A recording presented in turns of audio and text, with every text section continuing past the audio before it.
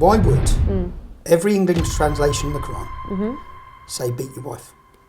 I don't know, but why wouldn't they also explain that darabon has many different meanings? It doesn't necessarily mean hit. The problem is, this is to millions of British Muslims are going through these. Yeah, I agree with you. I think that's a huge problem. I absolutely agree with you. So you state that you're not a racist and that you're not against Muslims, but you're against Islam as a religion, when in fact you should be saying the opposite. Because Islam is not the problem, the so-called Muslims are the problem. How come all of them literally queue up and rape the girl? How come brothers, cousins, colleagues, fathers and sons are raping children together? What's worse? What's worse? The Prophet chopping off a traitor, his head, or what they're doing to the little kids in Palestine? But the Prophet... No, let's be real. This is 2024. Because if I'm going to believe that he killed her father and her brother and then he married her, then I also have to believe what the rest that comes with it. You're finding an excuse to accept. No, I'm not finding. You're giving Sophia an excuse. She fell in love with. All right. You know what? Do you mind if I do so? Because I am here. Yeah? Let me just. Because it has to be done, man. It's not right that. And I only have this. We're going to interview someone about the Quran. 5:33, 5:32. So. What it actually says, people are getting killed and murdered in the name. Give me my notes, people are getting killed and murdered. I want to see what's coming next. Information covered up, censorship, corruption. The mainstream media have proven itself to be untrustworthy. I'm here to give a platform for debate, for truth, for open discussion. I'm introducing you to my podcast, Silenced with Tommy Robinson. Who exactly is Tommy Robinson, or Stephen Yaxley-Lennon? The English Defence League, the EDL. The problem is his Islamic The integration. English far-right Islamophobic activists. Since then, there's been organised protests across the country in London, Manchester, Leeds. People in their thousands are marching for Robinson's rights. There is no such thing in this country as a Muslim. Free Tommy Robinson!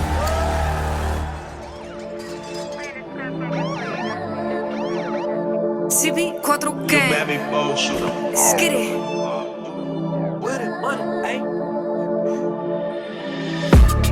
They won't do me dirty, but they know that I'm 30. Seddiki is a singer and songwriter who graduated from university with a BA Honours degree in criminology, policing and forensic science.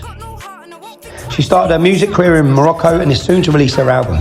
She raps around street life to mainly hip hop and drill beats.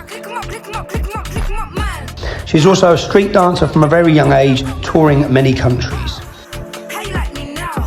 She is a devout Muslim and hosts her own podcast, the Criminology Podcast, where she speaks to a variety of guests from different backgrounds. Today's going to be a bit different to my usual podcast. Welcome to Silenced. This is different because the lady who's sitting with me today, her name's T. She's a female Moroccan white Muslim rapper. And she asked me to go on her podcast. So we're combining the two. She's going to grill me, then I'm going to grill her. Enjoy the conversation. Obviously, because you're a controversial person, they're going to be controversial questions. We're doing a disclaimer beforehand. Yeah, a disclaimer. You may hear some things you don't like. So basically I always try to start off my interviews with asking just basic questions, getting to know you as a person. Because I've watched quite a few of your podcasts. I think there's only one or two where they ask you questions about your childhood, growing up and stuff like that. So there's not much information out there in regards to that. So I wanted to start off with asking you questions in relation to your childhood. So what was your childhood like growing up? Did you grow up with both parents or one? I grew up in Luton. My mother was one of 8 Irish immigrant. Okay. I think when they come, it was no blacks, no dogs, no Irish. So she had a big Irish family. My father left when I was young, very young, and then I haven't seen him since I was about 10 or 11. Yeah, I used to just see him on birthdays, but then the person I call my father, his name's Tommy Lennon. He's Scottish. I said DNA doesn't make you a dad. He's my dad. He's brought me up. I had a wonderful upbringing. Luton is a very rough town, but I had a great upbringing. I loved it. I had a very loving family. I didn't have any problems at home. I know my mum, when I was a baby, my mum was in battered wives hostels from my real dad and things like that, but I don't remember any problems like that. I only remember a very cushioned and loving childhood from my parents. So, grew up in Luton. I loved football. I was football mad. I went to school called Wigmore Primary School. That was my first, and then I went from Wigmore Primary School to Putridge High School. Putridge High School was like an hour walk from there. My mum tried to get me to go to a Catholic school. I refused. My mum's a Catholic, a very devout Catholic, but I'm not. And I wanted to go to school on the estate or where everyone I grew up with was. But yeah, I had a great upbringing in Luton. So what religion are you? If you don't mind me asking? What am I? So I was christened a Catholic. My mum was a Catholic. I sort of was so sickened and disgusted with the paedophilia within the Catholic Church. I also was still, so because of my mother, I then, when I had my children, my mum would want them christened Catholic because she would have seen that the devil's there. So she would have wanted them christened Catholic. I remember when all the problems started in Luton for me, when I started awakening to the threats in Luton, I started looking at Islam and the problems around the town. I remember asking Deacon Jerry at church, I said to him, what do I do here? The more I read about this, the more alarmed I'm becoming, the more problems I'm seeing. And he just said the Lord's Prayer. He said, Our Father who art in heaven, hallowed be thy name, thy kingdom come, will be done. And he got to the point where, forgive us our trespasses and we forgive those who trespass against us. And he really laid on that point. I said, so girls are being raped. Terrorists have took over many streets of the town. Yeah, they're everywhere because we had a group that were active on the streets. They're now a prescribed terrorist organisation, but at the time they weren't. I said, your answer to tackling this is just to forgive them. Like I said, for me, that's so weak. It's so cowardly. I don't think Christianity would still be here if it was always that weak throughout the 2,000 years. So, yeah, I don't believe you need a church to have any faith, and I've struggled with having faith over the years. So, would you say currently at the moment you don't have a religion? Or? I'd say that I believe there's a higher power than me. Anyway, I believe there's a higher power. I believe in spirituality. I believe that many problems come from not having a clean spirit. I believe at times I've had problems in my life and it's come from difficulties with, and then making sure you have a clean spirit is to live a clean life, which is difficult as well. So you wouldn't class yourself as a Christian? As a Christian, I would, yeah. If I was asked now, I believe that as time goes on now, I always would have said no, but then more so now, I see Christianity totally under attack around the globe. I see, and I guess as part of my identity, I'd say I am Christian, or what's made this country brilliant is it being a Christian culture. Whether you believe in God or not, I think it benefits the society. So, and have I prayed? Yes. Do you know what I mean? At everyone's worst moment, you may say you don't believe in God. At your worst moment in your life, that's when you turn to Him. You're going to pray. You're going to pray. So I have prayed. So in that sense, I've prayed to. But yeah, I'm not. I don't go around preaching religion on people. But as I said, I was brought up going to church every week. Okay. But I believe the church is so disconnected with the people. I believe they've actually failed massively. The Muslim community haven't. I believe many of their imams are so in touch with their community. Many of them are more like ourselves. So you could relate with many imams I've met. You don't relate with some old Christian priest, yeah, who has nothing in common with you. So I believe the church has failed to modernise and move with society, and sold us out massively in many points. The church, I believe many people in the church don't even believe in Jesus. I believe this has been infiltrated by Marxists to push political agendas. I agree. Well, the church are now saying they're doing gay marriages, they're pushing LGBTQ+. What do you believe? I believe Islam fills a void on this. Islam's very strong and it doesn't budge on their principles. Christianity, and I hear Andrew Tate saying this a lot, he said, well, what's the difference? Like, look what, and I think we as the West, have to ask ourselves, well, what are we now? When you talk about Western culture and identity, what is that? You have to ask, is Christianity still Christianity? Because well, if you're changing the will of God and God's commandments, then it's no longer Christianity. But that's certain places are. They're not doing that in Russia. So Russia still has a very strong. They're not doing it in Poland. No, I mean in places where they are. In Britain. Yeah. In Britain, in the Church of England. Where they're saying that a man can marry a man and a woman can marry a woman. This goes against God's teachings. So therefore, it no longer is Christianity. And it's weak. It's weak and pathetic. And it's weak. And that's why so many people, that's why the churches are empty. But I don't believe because churches are empty, it doesn't mean people don't have a belief. I believe people feel betrayed. And that's why their churches are empty. And they don't represent the people. And they've failed massively and horribly. I see them now pushing transgenderism. Many of the churches is like, I see the Pope inviting 200 trannies. Well, what's going on? Yeah, it's crazy. Yeah, it's embarrassing. It's crazy, to be honest. The fact that your father wasn't around at a young age, do you think that had some form of effect on you growing up? No, I don't. I think it may have done if I didn't have a father figure, but I did. Okay. I think that in society, many problems, when I look around what's happening in society, I think many of these problems are coming from fatherless homes. I had a great role model. I had a great example. I had a great man who showed me great love as his son. So yeah, it didn't have any effect on me. So he's quite lucky in that I was aspect. very lucky, yeah. Yeah, I agree with you because when I used to study criminology, that was part of the studies. You know, a lot of households that grew up with no fathers, the boys and the girls often went out looking for love in men. So they'd start sleeping around and stuff, trying to find that love through men that they didn't find through their fathers. And the men, the boys would go out on the streets and join gangs to try and find that guidance and love that they didn't find at home due to them not having a father. And it's who they're looking up to. They're looking up to gang figures, they're looking up to the boys on the estate with the money, and they're being guided by them rather than guided by their dad. I had a big discussion with this in my school group chat friend. When Black Lives Matter hit off, I had murders, man. I had murders. I was very outspoken against Black Lives Matter. And I said I said things probably more aggressively than I should have, caused murders for me. Absolute murders, because I'm born in Luton. Many of my friends, people think I just say this, many of my friends aren't white. Yeah?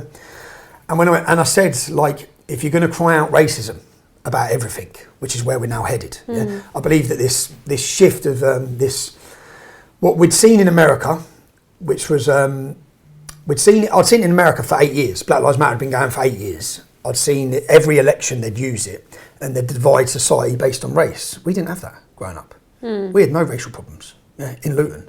We'd never heard of these racial problems. When Black Lives Matter come in, everyone's getting on the knees, it's causing divide at football, it's causing murders everywhere. The whole movement was there to divide. And I got pretty angry about it, because I thought you've now brought that politics into the UK, and you're now using it in the UK to divide. And when I spoke and I remember, God, everyone was so angry with me I went on a rant about George Floyd and about the war memorials in London being attacked. And I went on a proper rant about it, and I called on people to come and defend the Winston Churchill statue. And not just the Winston Churchill statue, because one of the statues that was desecrated was the Commonwealth statue that represents non-white fighters that come to fight for Great Britain as well. And I saw that the black community were being used by Marxists because they can't get people angry enough to cause the revolution they want. So they were using the black community through historical justified anger from the black community, but then whipping it all up now and pretending that they're being hunted down by police and killed when the statistics show they're not. I went through all the statistics, all the figures on everything, because we kept getting told Britain is an institutionally racist country. And I found myself in the school chat group disagreeing with a lot of my friends. And I said, but lads, like, you've not been oppressed. I had my mate, where's his family from Ghana, who's telling me he's suffered from oppression. I said, bruv, you live in a £600,000 house. You're the most popular boy at our school. Yeah, you're the most popular boy at school, right? You've gone on to, you earn 130 grand a year or something. Yeah, where have you been oppressed? Like, we all grew up together. We're all friends. Yeah, you've not been a victim of racism, bruv. I got robbed as a little white boy called a white guru. I said, we've all had different little things, but to say this country is institutionally racist when you flourished in it, I just find it insulting to blame everything on racism. When if you want to look, and then I made a video then saying, look, I'll meet with anyone and talk with anyone about Black Lives Matter. I don't know if you're aware. Was you a supporter of Black Lives Matter? To be honest with you, I think all lives matter. Yeah. I think that... Well, you're a racist for saying that. Well, that's what they want to say I am. Do you know what I mean? But I think all lives matter and I stick to that. Yeah. However, I do think that in America, it is more prevalent. I think that black people are getting abused by police powers, being murdered by them. Do you know when you go through the There's a statistics? lot I more. thought that. I thought that because that's what the media showed us. When you go through the statistics, like 10% of America's black, 50% of homicides are committed by black people. Now, they're going to have more interaction with the police because of the level of criminality from the black community. Yeah? They're far more likely to be involved. Why are they far more likely to be involved in criminality? Because in the 1960s, 80% of black kids had a dad. Now it's 20%. Now that is the real racism, because that is the real institutional racism, because Planned Parenthood have encouraged the fathers to leave, encouraged the mums to not be with the dads, encouraged the breakdown of the family, encouraged abortion. Yeah, that's what it's all been about, and that is to break down the family. Because if you have a broken down family, you're more likely to be involved in criminality. You're more likely to go to jail. They've got continued people in the prisons, which they want anyway. Yeah, I agree. You've got that they want the black community reliant on the state, but that doesn't mean that everyone's a racist. It's like, and I said to my mates, I said, well, if you're going to cry about racism, like if you are going to cry about racism, you should be crying about fatherless homes. You should be talking about rap. I know you do rap. You should be talking about rap culture. Like, so OFB, you know OFB? Original Farm Boys, some little black rap gang from London. Well, they put up, when I talked about Black Lives Matter, they put up a thing to have a hit on me. Yeah, they put a reward with a picture of me. I didn't know who they were. My son come downstairs saying, Dad, like, OFB are going on about you. OFB are mad. So I looked up OFB. They're on about Black Lives Matter. They've killed 5 black men. They've killed 5 black men. Yeah? When I looked up why they've killed 5 black men, and I got the lyrics of a song, and I went to Brixton. I was invited to Brixton to do a debate. It was about 100 black people there. And I just sat down and said, like, I've looked up this group, OFB, their videos had 5 million views. Their video talks about juking, shooting, stabbing, like all these lyrics, yeah? I went through the lyrics. It's all glorifying violence, yeah? It's your kids that are listening to it. Especially drill music. It's all drill music, so it's your children that are listening to it. And if you want to talk about it, black on black crime is the biggest cause of black people being killed. It's like 97% in America of black people killed by black people, yeah? Same in London. Okay, so all the 15-year-olds killing each other. Yeah, then to talk about that, just continually blame everything on racism for me. I said, get out. I said, because black kids are being murdered every day. Criminality's through the roof. Black children don't have fatherless figure. The dads are leaving. You need to be encouraging the dads to stay at home and do their job as a father. Yeah, and make sure they still, if they're not home, play a fatherly figure role in that child. Because if not, they're going to end up in the gangs. I totally agree with you. I think that people always tend to look at the problem and not the root cause of the problem. So if we can get to the root cause of the problem and find a solution, then maybe we won't get to the problem. So like you said, you know, if fathers are more at home, and even if they're not, if there should be some form of law for fathers to have to spend time with their children, to provide for their children, and if not, they can face prison time. I think that there should be some kind of law implemented that does that, because it's like men can just have kids with women and just get on with their lives. They can just go and leave, and a woman is left with the children. And it's hard as a woman to raise children on your own, especially if you have to work, for example, and you have children, or you're a single mother struggling on benefits. You know, a woman can't play the role of a man. I think that all comes from the far. Again, like I've got a son now. He ain't never going to have a baby and leave it. I know that now. However, there is racism. Yeah. Because even when I was studying at university, criminology and policing, even the police are fully aware of it. It's called canteen culture. There are police officers who are racist. I believe well, the facts were before Stephen Lawrence murder, there was institutional racism within the institutional racism. So we do have to take that into account as well. So I don't think it's just one factor or two factors. It's a various factors that come into one. So they all have a role. They all have influence in the problems that occur. So I think we do also have to take the racism into account. I think there's racism against white people at an astronomical level. I think there's racism against all races. I think that some races are racist against their own selves. Like Moroccan, for example, I'm Moroccan. We have Moroccans who are racist against Moroccans because one's from the Sahara, he's got darker skin. This town doesn't like that town. This city doesn't like this. There's racism within every culture. Yeah, I agree. I agree. My issue with the Black Lives Matter thing was you're blaming everything on racism rather than addressing some of the issues within the community. I agree with that point. And don't just pointing. You always like, and I think they were fooled. And I think that now most people know. So I met, you know, Sasha who got shot. Yeah. She come to my house. I invited her to my house to discuss Black Lives Matter. And when I sat her down, I said, "Do you agree in the breakdown of the nuclear family, getting rid of mum and dad?" She said no. I said, well, that's one of the points on Black Lives Matter's website, because it was started by 2 Marxists, yeah? Funded by Marxists. It's about divide. Yeah? So you don't agree with that. Okay, that's one of the major points. Do you agree in ending capitalism? The fuck has that got to do with Black Lives? Because that's one of the other points. Do you agree in pushing LGBTQ+? Because that's one of the other points. Yeah? The point in Black Lives Matter has got nothing to do with Black Lives. None of the money raised went to Black Lives. Yeah? It went to white Democrats who were standing in election. All the money was funneled off to fund white Democrats. Now the Democrat Party Sorry, what's LGBT got to do with Black Lives Matter? No, I think it's one of the main points on the website. So the founding website of Black Lives Matter was to push LGBTQ+. It was to break down the nuclear family.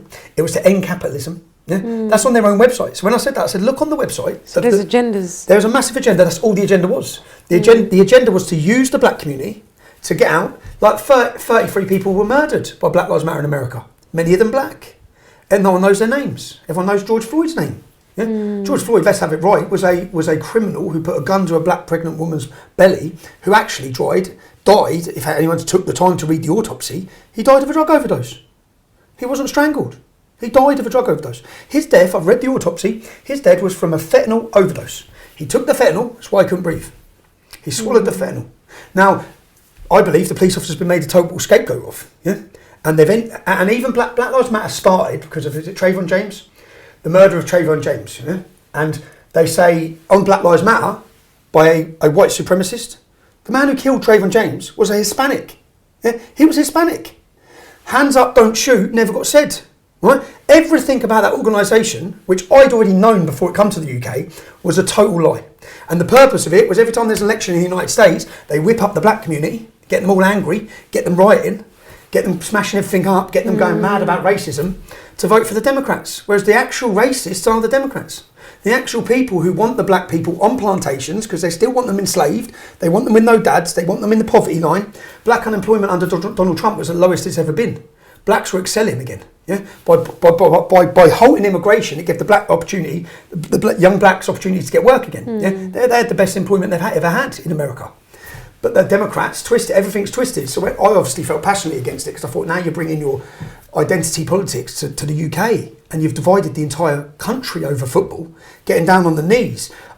We as football clubs and as people do things against racism every week at football, but getting on the knee was seen as a Marxist symbol, yeah, about supremacy, not about equality, which is what they were saying. So most people, anyone who took the time to research Black Lives Matter, knew it was about Marxism, knew it was about ending capitalism, knew it was about LGBTQ+, knew it wasn't what it says on the tin. Yeah? Funded by George Soros, who's a white Jew.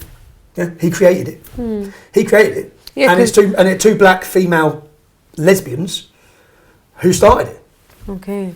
Who are Marxists, who are actually self-confessed Marxists. So it was all political.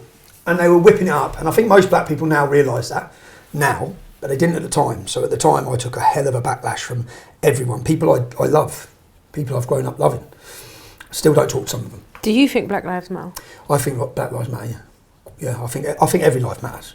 I don't think it helped to be, because then, so Black Lives Matter, and then I don't know if you saw at the time, say like, and I had this with my friends, I said, lads, so you've gone down to London, yeah, and you've took to the streets, because George Floyd, and the statistics show in the United States, you're more likely to die as an unarmed man by the police as a white male. The statistics show that. Yeah? Same in the UK police. Same in the UK police state. The statistics show you're more likely. I went through all the statistics. In fact, black people get found not guilty at a higher percentage than white people. So if we're in an institutionally racist country where the public are just racist, they'd just be finding black people guilty more than white people, but they don't. They'd find them not guilty. That's the facts. Yeah. I went, obviously, because this really hit a nerve with me, because some of my best friends have fallen out with me, I made a video called Black Lives Matter. Yeah, and I put it straight out, and it was addressing my mates. I said, now you need to watch what's going on. Yeah, because in America they were hunting down white people. Yeah, and they were going, get the white people, as they were running down the street, killing them. Yeah, bashing them. Yeah, I said so. And Black Lives Matter, which has murdered and executed 14 police officers, executed innocent black men murdered at shops as they were being looted and robbed. Yeah? What's that got to do with Black Lives? Right? This is, and for me, it angered me. And then I had a big fallout with my mates about it. And then I made a video addressing them called Black Lives Matter, where I just went through the facts about Black Lives Matter, the organisation, the facts about the murders, the terrorism that's been committed in their name. I said it's the equivalent of me going down. If they've murdered all these people, if they've rioted, if they've done all this crime, yeah, and I'm showing you the leaders. They held a They kicked white people out of the room in university. No white people allowed in here. I showed all the different stuff against white people that's going on in the United States. I said, like, do you actually agree with this? Do you support this? Because you're under their banner, bruv. That under that banner, and they goes, no, we agree with the sentiment of Black Lives Matter. I said, yeah, because they're geniuses. Because they know that they used to have all these left-wing anarchist groups. They know that doesn't work. So they named it, because it wasn't set up by black people, they named it Black Lives Matter, so you feel emotionally attached to it. Okay. And obviously, look, the video of George Floyd was horrific to watch as well. Yeah? It was horrific to watch. There's historical grievances that I can't comment on, especially in the United States. But the statistics, like when I sat down with this that Sasha, she goes, well, you're bringing all these figures and all these statistics. I said, yeah, but they sort of matter. If you think you're getting hunted down by the police and you're actually not. I showed videos. So in my video called Black Lives Matter, I showed a video of a white man, where the police officers were on him and a black police officer murdered him. They hold him until he's dead. Yeah, far worse than George Floyd's video. Yeah? I said, you've never seen this video. You've never seen this video, and you never will. But I think there's also statistics that prove that black people are stopped and searched way more than white people are. Yeah, probably. So I guess it depends on what statistics you're looking at. But since they stopped stop and search in London, violence has gone through the roof. Through the roof, all the kids are carrying machetes. Yeah, all of them. But I think the bottom line is all lives matter. Racism needs to be abolished, even though I don't think it will ever happen. And at the end of the day, we're all humans. I don't think it matters what colour we are, where we come from. I think what matters is your principles, your morals, your characteristics, and just being a good person, to be honest, at the end of it. I believe all of these things have been used now to divide us as a society. But I think the government does that, divide and conquer, isn't it? Because if they divide and conquer, then they apply this in everywhere, in religions, in war, in everywhere. Because if we're together, we're much stronger. You know, we can stand up and do a revolution. However, if they divide and conquer and we're all busy fighting each other, then they just keep enforcing new laws and taking more freedoms. Exactly. Yeah, I agree. I think I've said many times, like when I thought about it, I said they want to divide, and I probably played my role massively in that with the Black Lives Matter movement. When I went out on my rant, I said because I've actually now caused a massive divide. I've got white lads all heading into London to defend statues, black people thinking they're going to come under attack from them, and I then got worried at that point. I made a video saying, shit, man, this ain't how I wanted it to go. But at least you realised. Well, I wear the hat, so I think we'll get onto it. I wear the hat comfortably, being against and speaking out against Islam, because I wholeheartedly believe. All right, so this is the next question I was going to ask. I wholeheartedly believe in it, but I'm not a racist against black people. So I sort of like at that time I thought, see now because I talk out about Black Lives Matter, you think I don't like blacks. It's like that's never been the way. My whole upbringing, everyone I love is from. I love Muslims growing up. All right, so I asked you the question: does Black Lives Matter? Yeah. Do Muslim lives matter? Yes, I do. Yeah. In fact, I would love to see Muslims experience total freedom. Be that, whether that be the women. And I made these comments and got a lot of flack for it. I said, open the British Embassy's door tomorrow in Saudi Arabia and let the women leave. Let them leave. Give them women freedom. They're not allowed to leave their houses, not allowed to leave their country, not allowed to leave to drive. I know the new prince is trying to modernise it, but they're slaves. And I think that they'd leave. I think that you'd have a load of cavemen standing scratching their head if the women were allowed to leave. Because I think they'd leave tomorrow in Saudi Arabia and countries like that where they are slaves. So when do Muslim lives matter? Totally. I believe that whilst I have a very strong belief against the teachings of Islam, yeah, I separate Muslims from Islam. People say, how do you do that? Muslims are people, Islam's an idea. I can have a very strong idea. It's like if I picked up the Bible and said I disagree with this and I think Jesus was bad, no one takes it that I hate every Christian. You're allowed to do that. Yeah? You're allowed to have a strong atheist opinion against all religions. You're not allowed to do that with Islam. The minute you talk out against the teachings of Islam or Muhammad, you must hate Muslims. You must hate every Muslim. It's like, no. It's like I may disagree with a woman wearing a burqa. I'd hold a door open for her tomorrow. Yeah? It's a very different... And as I said, for people to understand my upbringing, I grew up with some of the best people I've ever met in my life are Muslim. Yeah? But I have a lot of love for Muslims. Many of the Muslims, even the gang lads in Luton, still shake my hand when they see me because they know me. They know me inside. I could play your voice messages now from... I won't because I can play them to cut them out of Pakistanis messaging me every day who are lads in Luton, who are my mates. All right, But- we'll get to that. But first, I wanted to ask you, because that's all coming up in my questions. First, I wanted to ask you is, how did you become a political figure? What was the main reason why you became so passionate and feel the way you feel in regards to Islam? Yeah, it was a soldiers' homecoming parade in Luton was like the final straw. So the soldiers were given the freedom of the city. All kept pretty quiet. It was a Tuesday, I think. Now, from my estate, Scott Mumridge was 26. He died in a training exercise. He died training their army, not killing them, not killing Afghans or Iraqis, training them. Michael Swain lost his legs. He was 19. So he lost his legs. So that day, I went down to pay my respects to the soldiers as they marched through our town. Now, my opinion has wholeheartedly shifted a lot on that war, not just the war, but on what the rights and wrongs were of the British Army going to those countries. We never should have been there. Right, I was going to say. Never ever should have been there. At the time, I didn't feel that. Because at the time, we were told they're there fighting for our freedoms. We were told that they're there fighting for our safeties. Propaganda, again. Yeah, we were fed this bullshit about the war, and to justify the invasion of those countries. We probably, after September the 11th, it's like 19 Saudis flew the planes into Twin Towers. We went and invaded Iraq. What are you talking about? And then we went into Afghanistan. And it's like, look, if an invading army come into this country, I'd be the first person out to fight them. So do I blame the Muslim men of Afghanistan or Iraq who went to war when the British army come in? No, I don't, because I'd have been one of them. Yeah, if an invading army come into my country. Now we now know it's totally shit. And again, not at the time I wouldn't have been thinking this. But as we've gone on, I see the terrorism from the British state. I see the terrorism from America.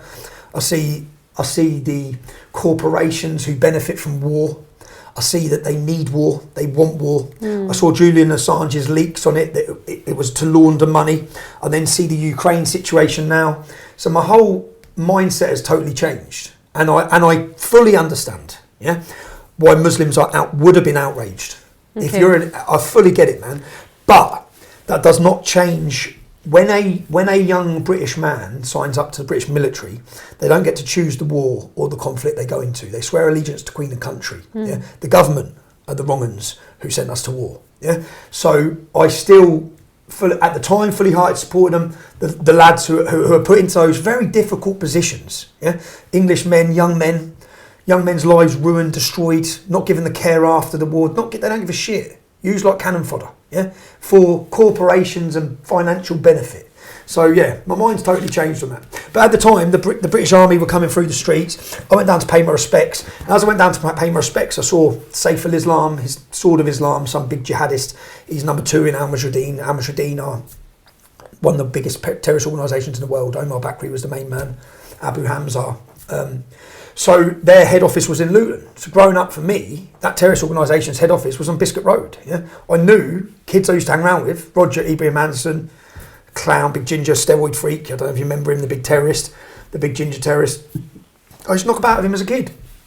Beaky, one of the other ones who attacked the soldiers, he went to my school. Yeah? So I know all these lot, and we know how they think. I know how radicalised they are. I know how extreme they are. I know what they're after. I know what their minds, I know what their caliphate dominate world looks like, because I've grown up with them. So, but then I saw them all that day. So when I went down to see the soldiers, I saw so many police, and I thought, what's going on? I saw about 30 women all wearing niqabs together, like a group of 30 of them, a big mob of them. And then I started seeing all their faces. I started seeing them all, and I thought, what's going on? Like, they're going to attack the fucking soldiers, yeah. And then what people don't realise is there was a group of about 60 of them. But I watched as our police took these terrorists through our town hall. Yeah, these are ISIS. Make no mistake about it. Yeah, they've all now in jail for ISIS. They've all gone to fight for ISIS. Three of the lads from Luton died fighting for ISIS, yeah? So they've been taken through our town hall, and then I watch them go through the town hall and then hear all the commotion. And they brought them out to where the soldiers walk here, they put them right in front of them, yeah? And they're spitting at the soldiers, they spat in one of the lads who died, they spat in his mum's face. And I'm like, what the fuck is going on? From our point of view, what the fuck is going on? Like, how have you let them do that? And then what people don't realise is there's probably about 60 of them causing this commotion. But 330 of them were stopped getting into Luton that morning. They were coming in an army. There were 400 of them coming. Yeah, the scenes would have been mental with 400 of them attacking our armed forces. Yeah, so when they done that, for me, and then when the police turned their backs on the jihadists and stood with their batons and started attacking all the English people who were rightfully furious at what they'd just seen. Yeah? And that's not, you see, if you lot are pissed off with this war, what we didn't know, for 2 days they'd leafleted every mosque in Luton. So every mosque was aware it was happening. The whole Islamic community were where it was happening. No one done anything to stop it. Yeah? No one done anything to stop it. For us, I remember saying after that, they arrested a few of our lads that day, there and then. Yeah. I remember I sat down with my cousin and I just said they can't get away with this. They cannot get away with this. Yeah? See if they get away with this. What's next? And I say that in the sense of, if you've watched my Oxford Union speech, you see the backlog before this. Yeah? These lot have took the piss. They're taking liberties in our town. They're raping girls, heroin, all the problems coming out of this section of the community. And now we're allowing them to do this. And I try and explain it to people in the concept of, the Islamic community is a very small, close-knit community, yeah? Very small, yeah? Well, it was very small, not anymore, it's 50% of Luton, but it's all in one place. Now, if that was a white community, and you had 500 active Nazis, every day of the week, yeah? With pace tables set up, and their literature, their scripture, and what they're promoting is to hate everyone that's not white, yeah? It's pretty soon, from this community, it's going to start coming, yeah? You're going to start seeing the violence, you're going to start seeing the aggression, the hostility's going to come out, yeah? That's what we're seeing. These bastards have done this non-stop for a generation.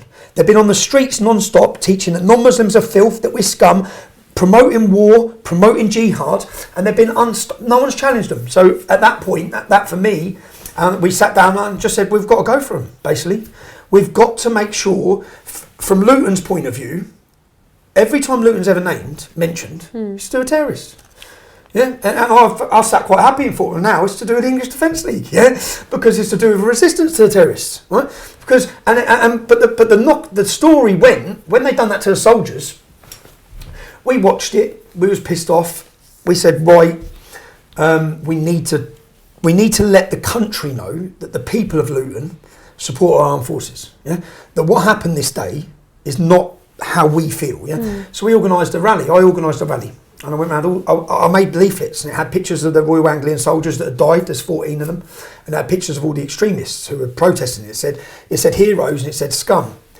And then I realised the problems we've got, because then I went round first of all, it was community based. We wasn't looking for trouble, if I'm honest. Yeah, it was community based. So my aunties were there. We all turned up to get to the town hall to pay our respects. The police blocked us. They drew batons on horses. They knocked my mate, Craig, little black lad, they knocked his teeth out. We had placards that said, Muslim, no problem, extremist Muslim, big problem. Yeah? We made it very clear. And the reason we made it very clear, because we're from Luton. We know loads of Muslims. Yeah? And these extremists were our problem. Yeah? And we're fed up of them. Right? We're fed up, they're taking the piss. So that day we turned up and the police kettled us in for 3 hours. They made my auntie urinate in the street. Yeah?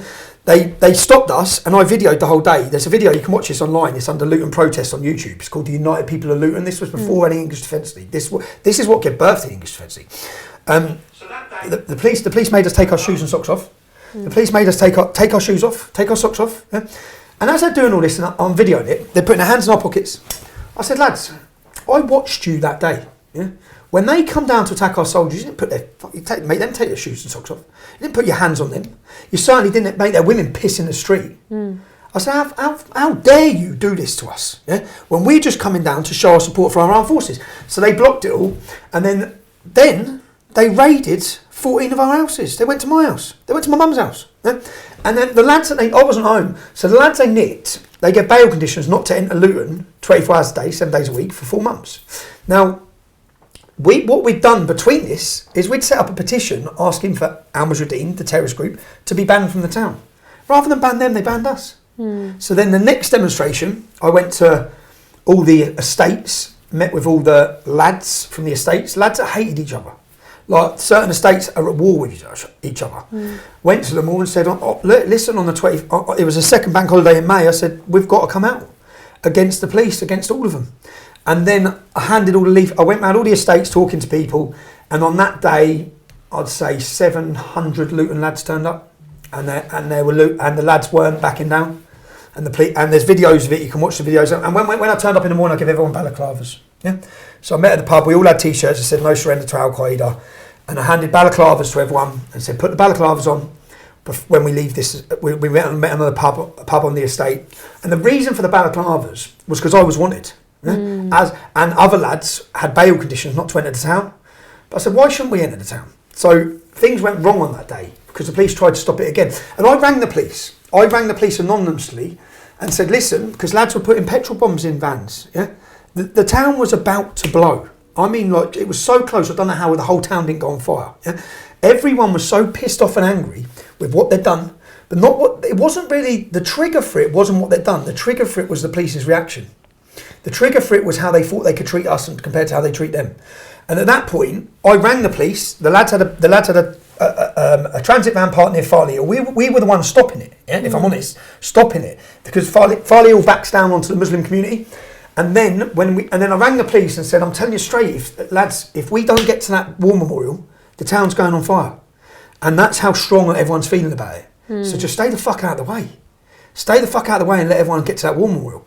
But and then the newspaper, then when I watch on the news, as our councillors and our MPs are saying all these people come into Luton from outside of Luton, like watch the video, the whole place is singing We Are Luton Town. The whole place, but there was aggression, anger, frustration.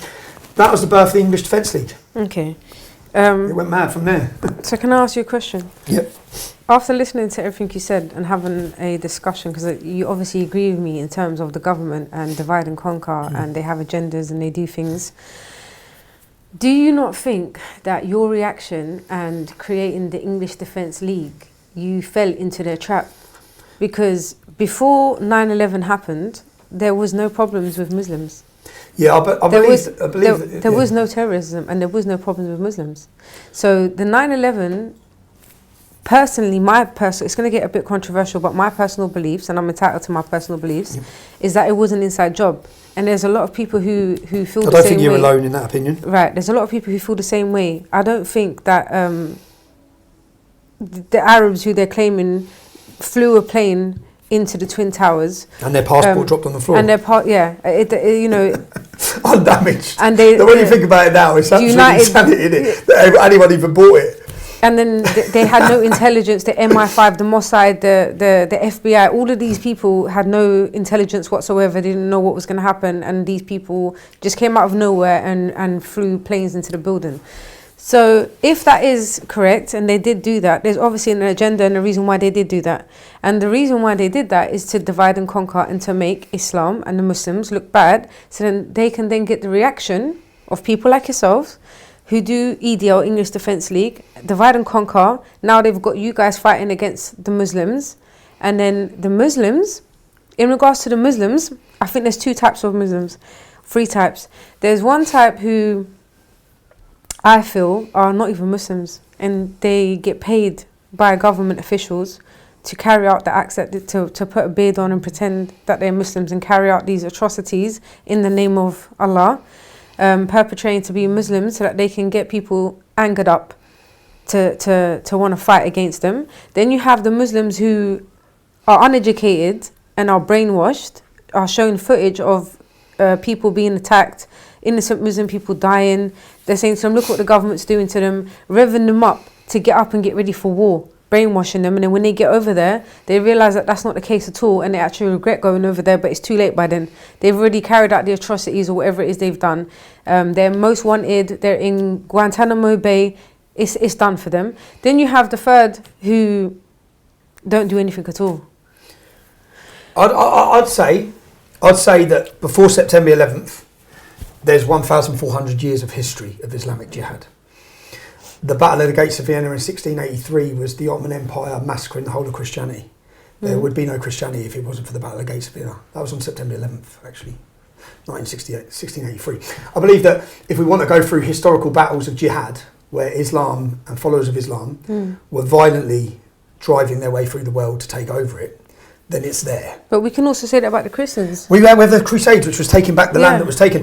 But what I'm saying is, so yes, I totally sympathise or agree that many times attacks, I never would have bought into false flags. Again, my mindset shifts a lot as I get older and look at lots of things that don't make sense. Yeah? I believe that the attacks on September 11th were needed by the American war machine. And I think they wanted them. So whether they took part in it, whether they allowed it, none of us are ever going to know. Yeah, but I don't believe 19 Saudis of their own accord, without the American intelligence services knowing anything about it, committed that attack in the way they did. You know, I don't believe the World Trade Center. I don't believe it. Yeah? I don't believe it with the more evidence has come about now, but I believe that attack allowed America and allowed the support of the American public, more importantly, because they didn't have it otherwise, to invade those countries. I believe they wanted to invade those countries.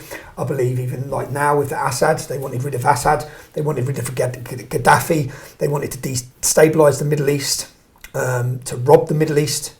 I believe all those things, but I don't believe that, and I believe that the question was, did we play our part? As I said, I've grown up in Luton.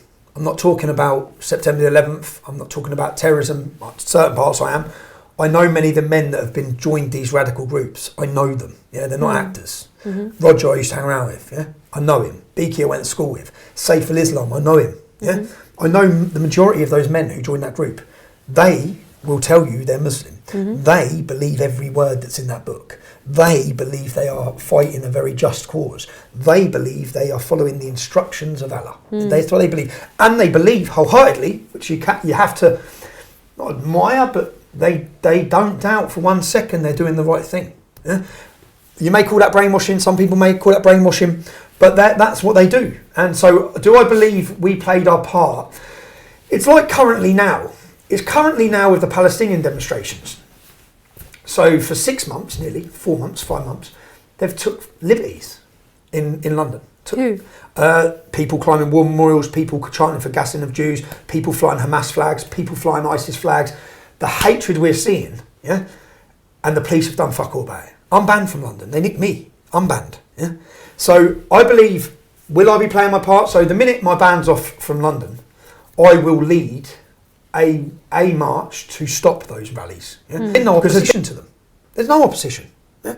They're just allowed to do this week in, week out. They're allowed. If I wanted to protest outside the East London Mosque, say I did, yeah, I don't. Right? Used to think it was a good idea, don't now. Yeah, say I wanted to, they wouldn't let me. So why are you letting them march past our war memorials on sacred times? Why are you allowing them to go and desecrate them? Why are you allowing them to climb up them? Yeah, you wouldn't let us. If we're climbing mosques, we'll all be in jail. Yeah? Why are you allowing it?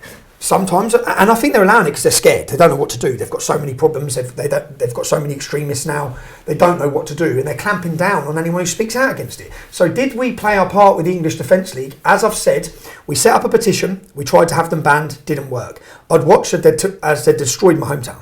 I've watched as they've absolutely destroyed the hometown. Yeah? And nothing's happened.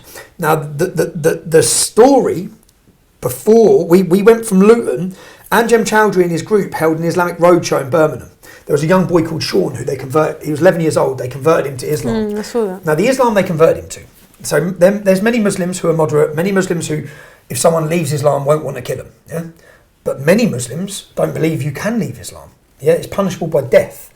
It's the same in Saudi Arabia, it's the same in Qatar. You leave Islam to convert to Christianity, you're dead. Yeah, we're actually going to get to that because I disagree with that completely. Yeah, you're dead. But so then they're converting people. They're converting a child whose life's now in danger if he actually wants to leave. Yeah, and no one said anything. So we watched, and no one stopped it. I was waiting for the Labour politicians. I was waiting for the media to do something. No one done anything. So I believe that the English Defence League was needed at that moment in time. At that time in our history, at a time when the police forces across this country had conspired with governments and religious leaders to hide the fact that a generation of our daughters had been enslaved, raped, tortured and murdered across this country by Islamic rape gangs, they'd covered it up, and they could cover it up no more when thousands of young men were hitting the streets screaming about it, singing about it, placards about it. So I believe it was needed at the time. I left the English Defence League. Remember, I left. I didn't get forced to leave. I left the English Defence League because I felt at that moment, I felt by continuously hitting into Muslim areas, we were giving the radicals perfect feeding to say, look, like, they hate us. Yeah, I believe at that time it didn't. I know because I'm from Luton and we'd had 2 rallies in Luton. I didn't think it benefited to march through Luton again. So if it didn't benefit to march through my hometown again, because I believe we'd put a rocket into the council already. We'd already made them think, fucking hell, these lot are angry, yeah? We need to start addressing some of the problems, which they did. They started addressing grooming. They started addressing the rapes. They started looking at funding. The Luton Borough Council called me for a meeting in the first 3 months of set. When the English Defence League blew up, they called me for a meeting. I sat down. I went down to the meeting. There's about 10 of them there. They set up cameras. They had a baroness, a black baroness from the Labour government there. And I said to them, there's about 10 of them, and I said, I'm going to prove my point here. Where do you live? St Albans. Where do you live? Harpenden. Where do you live? Hitchin. These are all the people who are running Luton Borough Council. They're all posh places. They're nice, like here. Yeah. None of you live in Luton. Mohammed, because one of the councillors was Mohammed. I said, you live in Berry Park, don't you, bruv? He said, yeah, I do. I said, yeah, you're in touch with what's going on in this town. The rest of you don't represent me. None of you represent us. And they said, okay, so tell us why you're angry. Tell us what you're angry about. I goes, all right. And I took them, and I took a journalist with me. And we went up to Farley Hill. Farley Hill is one of the most deprived council estates in Great Britain. Yeah, one of the poorest. And it's not now, at that time, because everywhere's changing so quick, it was a white working class council estate. I said, you see this park? This park here is from the 1970s. You built this in the 1970s. We'll drive down the road to the Muslim community. That's a £330,000 state-of-the-art park. You're taking the piss. Yeah, everything has gone to them. Yeah, their community centres are free. Yeah, when Luton played at Wembley Stadium, yeah, 45,000 fans. Where everyone stand outside, and I had this out with the council. About 10 coaches pulled up, and loads of Muslim kids got off, and they're all free, all put on for free. Yeah, I said, what's that? I said, we're trying to integrate into. I said, integration would have been white, black, and Asian kids on the coaches. You're just pissing us off. I said, you're taking liberties. Yeah, you've absolutely forgotten us and neglected us, white working class. Now, the biggest academic underachievers nationally, white working class children. Yeah, 40% of black kids on free meals go to university. Yeah, 13% of white kids. Yeah, we have been failed institutionally. You've forgotten us. Now in Luton, the way that Labour Party regained power is they do a deal with the Council of Mosques. It was 19 mosques, it's now 45. I'm going back to when we started the English Defence League. So they sit down with the Muslim community, they do an agreement, yeah, you'll get this, we'll fund this, one field with those. And then they get voted in. We're irrelevant now. We're irrelevant. We don't organise ourselves in a military fashion to vote. I remember Luton Borough Council, Hazel Simmons was the head of it. And when we went up to her at a meeting, she just said, there's not enough for you. She looked at us like shit. Not enough for you. They didn't care. We're not keeping them power. The Muslim community are. Now at that point, and Muslim leaders then come on the radio, yeah, having a go. There was a church debate, and the Muslim leaders said, you've done it to us. You've overfunded us. Yeah, and they had overfunded them. And so I took the council and I showed them all these things, and I went through why we're upset. We're upset because certain people we know's daughters are being raped. Police aren't doing anything. Certain girls are converting to Islam, not allowed to see their parents. We're going to get to that because I've got all of that coming up. There's so many questions that I want to ask you. But before we get, I want to say, is it fair to say that at the time when you first started the EDL, that you was a racist and that you was fueled by violence and hate towards the Muslims and Islam? The reason why I say this is because the EDL are a far-right extremist movement that are driven by hate, racism and violence, a movement that concludes of football hooligans and far-right activists who hate and target Muslims and Islam. They have no control over their behaviour and conduct themselves in an inappropriate manner. They get drunk and chant racial abuse such as the following: Allah is a pedo, astaghfirullah. We all hate Muslims, and derogatory words as nigger, etc. They also attack police officers, protesters, as well as black people, and have even fought journalists. Example, Bolton, March the 20th, 2010, more than 1,000 people turned up to oppose the EDL. Police made 73 arrests and 54 of them were anti-racist arrests. Also, 5 years ago, Ali Dar was invited to speak at the Freedom of Speech event. He was turned away as apparently you decided that you no longer wanted him to speak. Is that true? I'll explain it all now. Okay. When Ali tried to make inquiries as to why he was no longer able to talk, things got out of hand. Outnumbered by football lads associations, Brother Ali, who was accompanied by Brother Muhammad Hijab, was attacked. He was punched and kicked from all angles. The EDL supporters were screaming and shouting things like, your prophet is a paedophile. These people are all uneducated, ignorant, arrogant individuals who talked about wanting foreigners out of the UK. My question is, do they not take into consideration the fact that their own government are responsible for conquering and invading more countries and nations than any other nation in history? And just to give a few facts in it, just to name a few, I'm going to start with Europe first. So Ireland, France, Spain, Belgium, Italy, Iceland, Norway, Denmark, Austria, Corsica, Germany, Russia, basically all of Europe. Then we look at Africa. Again, I'm going to name only a few, not all. Gambia, Sierra Leone, Zimbabwe, Ghana, South Africa, Eritrea, Egypt, Papua New Guinea, Botswana, Libya, Cameroon and Nigeria. The Americas, Canada, Oregon, Bahamas, St. Lucia, Honduras, Cuba, Haiti, Dominican Republic, Panama, Peru, Mexico. Other countries such as Bosnia, Iraq, Afghanistan, Syria, Iran 3 times, Lebanon, Turkey, Yemen, Malaysia, India, Pakistan, Singapore, China, Thailand, Australia. And these are just a few. What are they? These are just a few of the countries that they've invaded, but there's way more. But yet the EDL are saying that they want foreigners out of their country, which I find... So I'll start off at the start.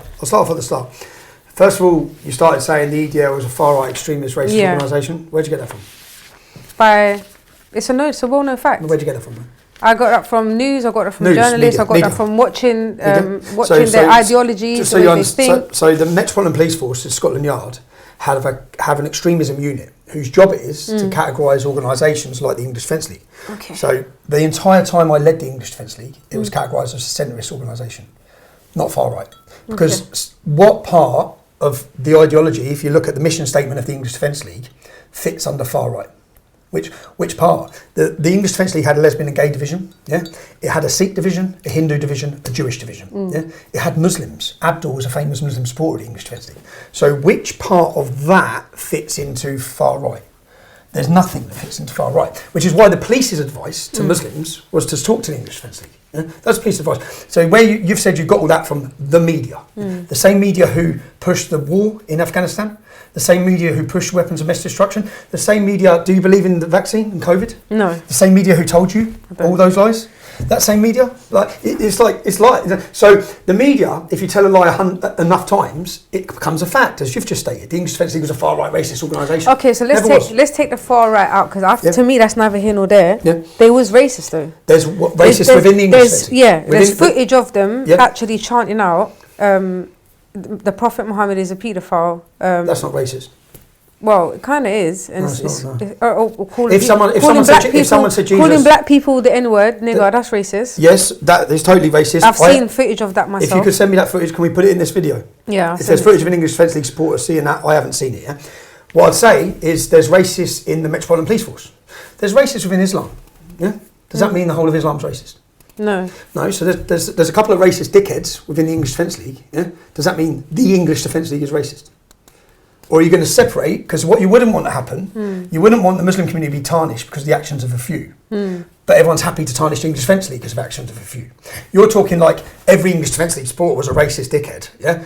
Whereas I can't say that because I don't know them all individually. So obviously the English Defence League was a nationalist organisation. It attracted the brave and at times the stupid. Yeah, at times. Because you even decided to. I had battles I had battles with racists in my leadership of the English Defence League. Yeah, but the vast majority of people I met in that organisation were decent, hard-working, patriotic British people who are fed up, and in fact, the same sort of people now who would convert to Islam are the same sort of people, or be driven to extremism, were the same sort of people who were lost as well within groups like this, yeah. So you do agree that there was some people within EDL that was racist?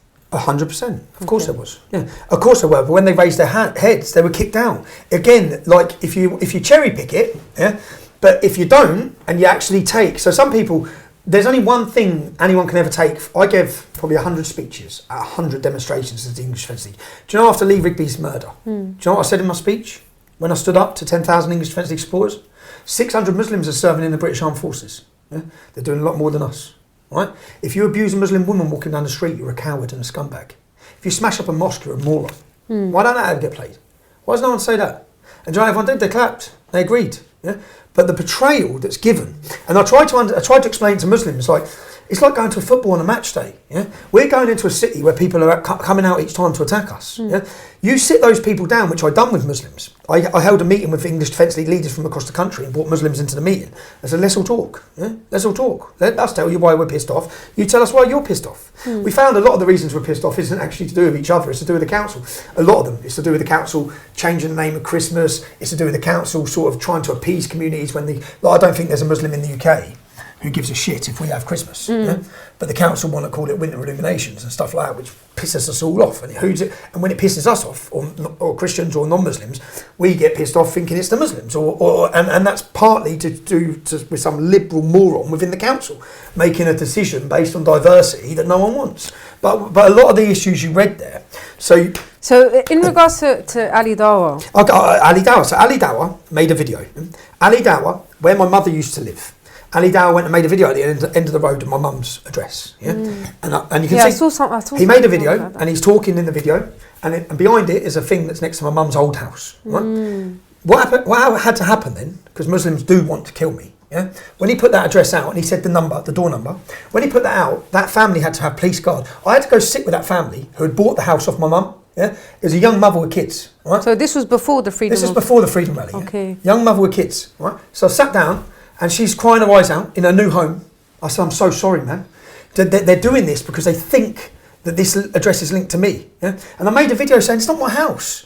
All right? There's some poor woman in this house now, you mug. All right? And then he rang me up, didn't he?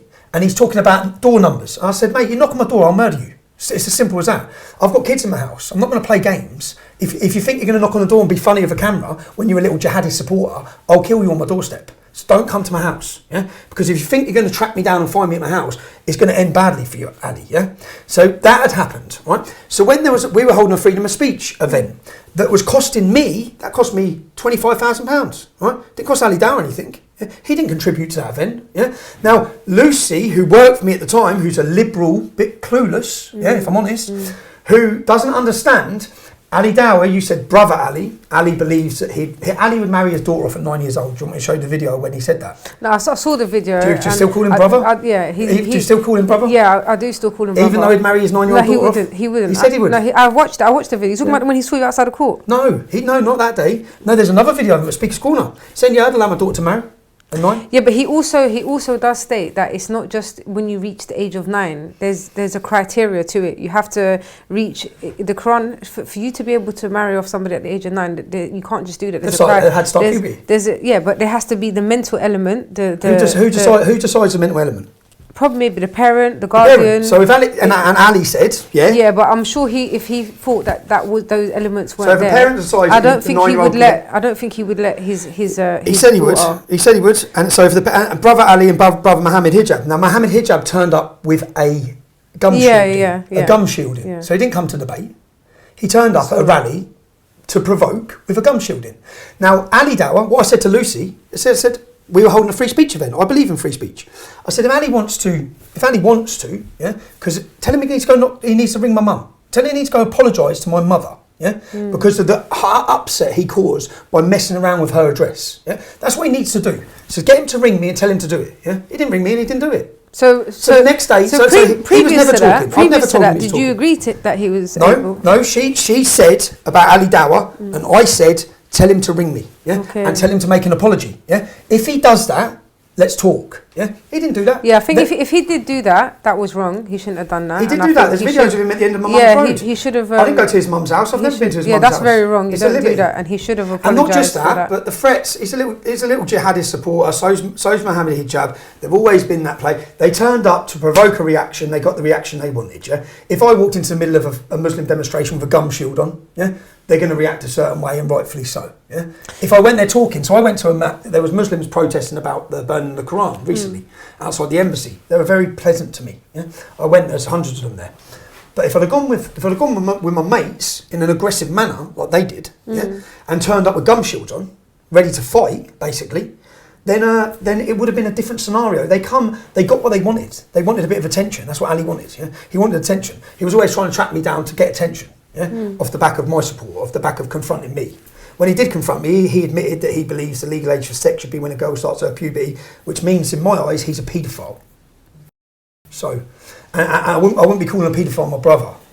I don't think it's a good look. Okay, but the only thing is, I don't necessarily agree with what you say. That's your perception, because he does clearly state that, you know, it's not just he says you're 9 years old, you can get married. He does say that there's a criteria to it, and but also what's the criteria? we're going to get to that. That's going to come. That's going to come after. We are going to get to. There's a few things that I'm going to touch up. What was the other point you made about the English Defence League? So yeah, we're going back to the English Defence League again. You said, So I wanted to ask you. You made a decision to leave the EDL, Yep. which I greatly respect, and it must have been a very difficult decision to make. When you left the EDL, what was that like? Because you obviously I'm sure they wasn't happy with the fact that you had left the EDL. So leaving the English Defence League was probably the hardest decision I've ever made, probably, in the sense that the English Defence League became my life, took over my life.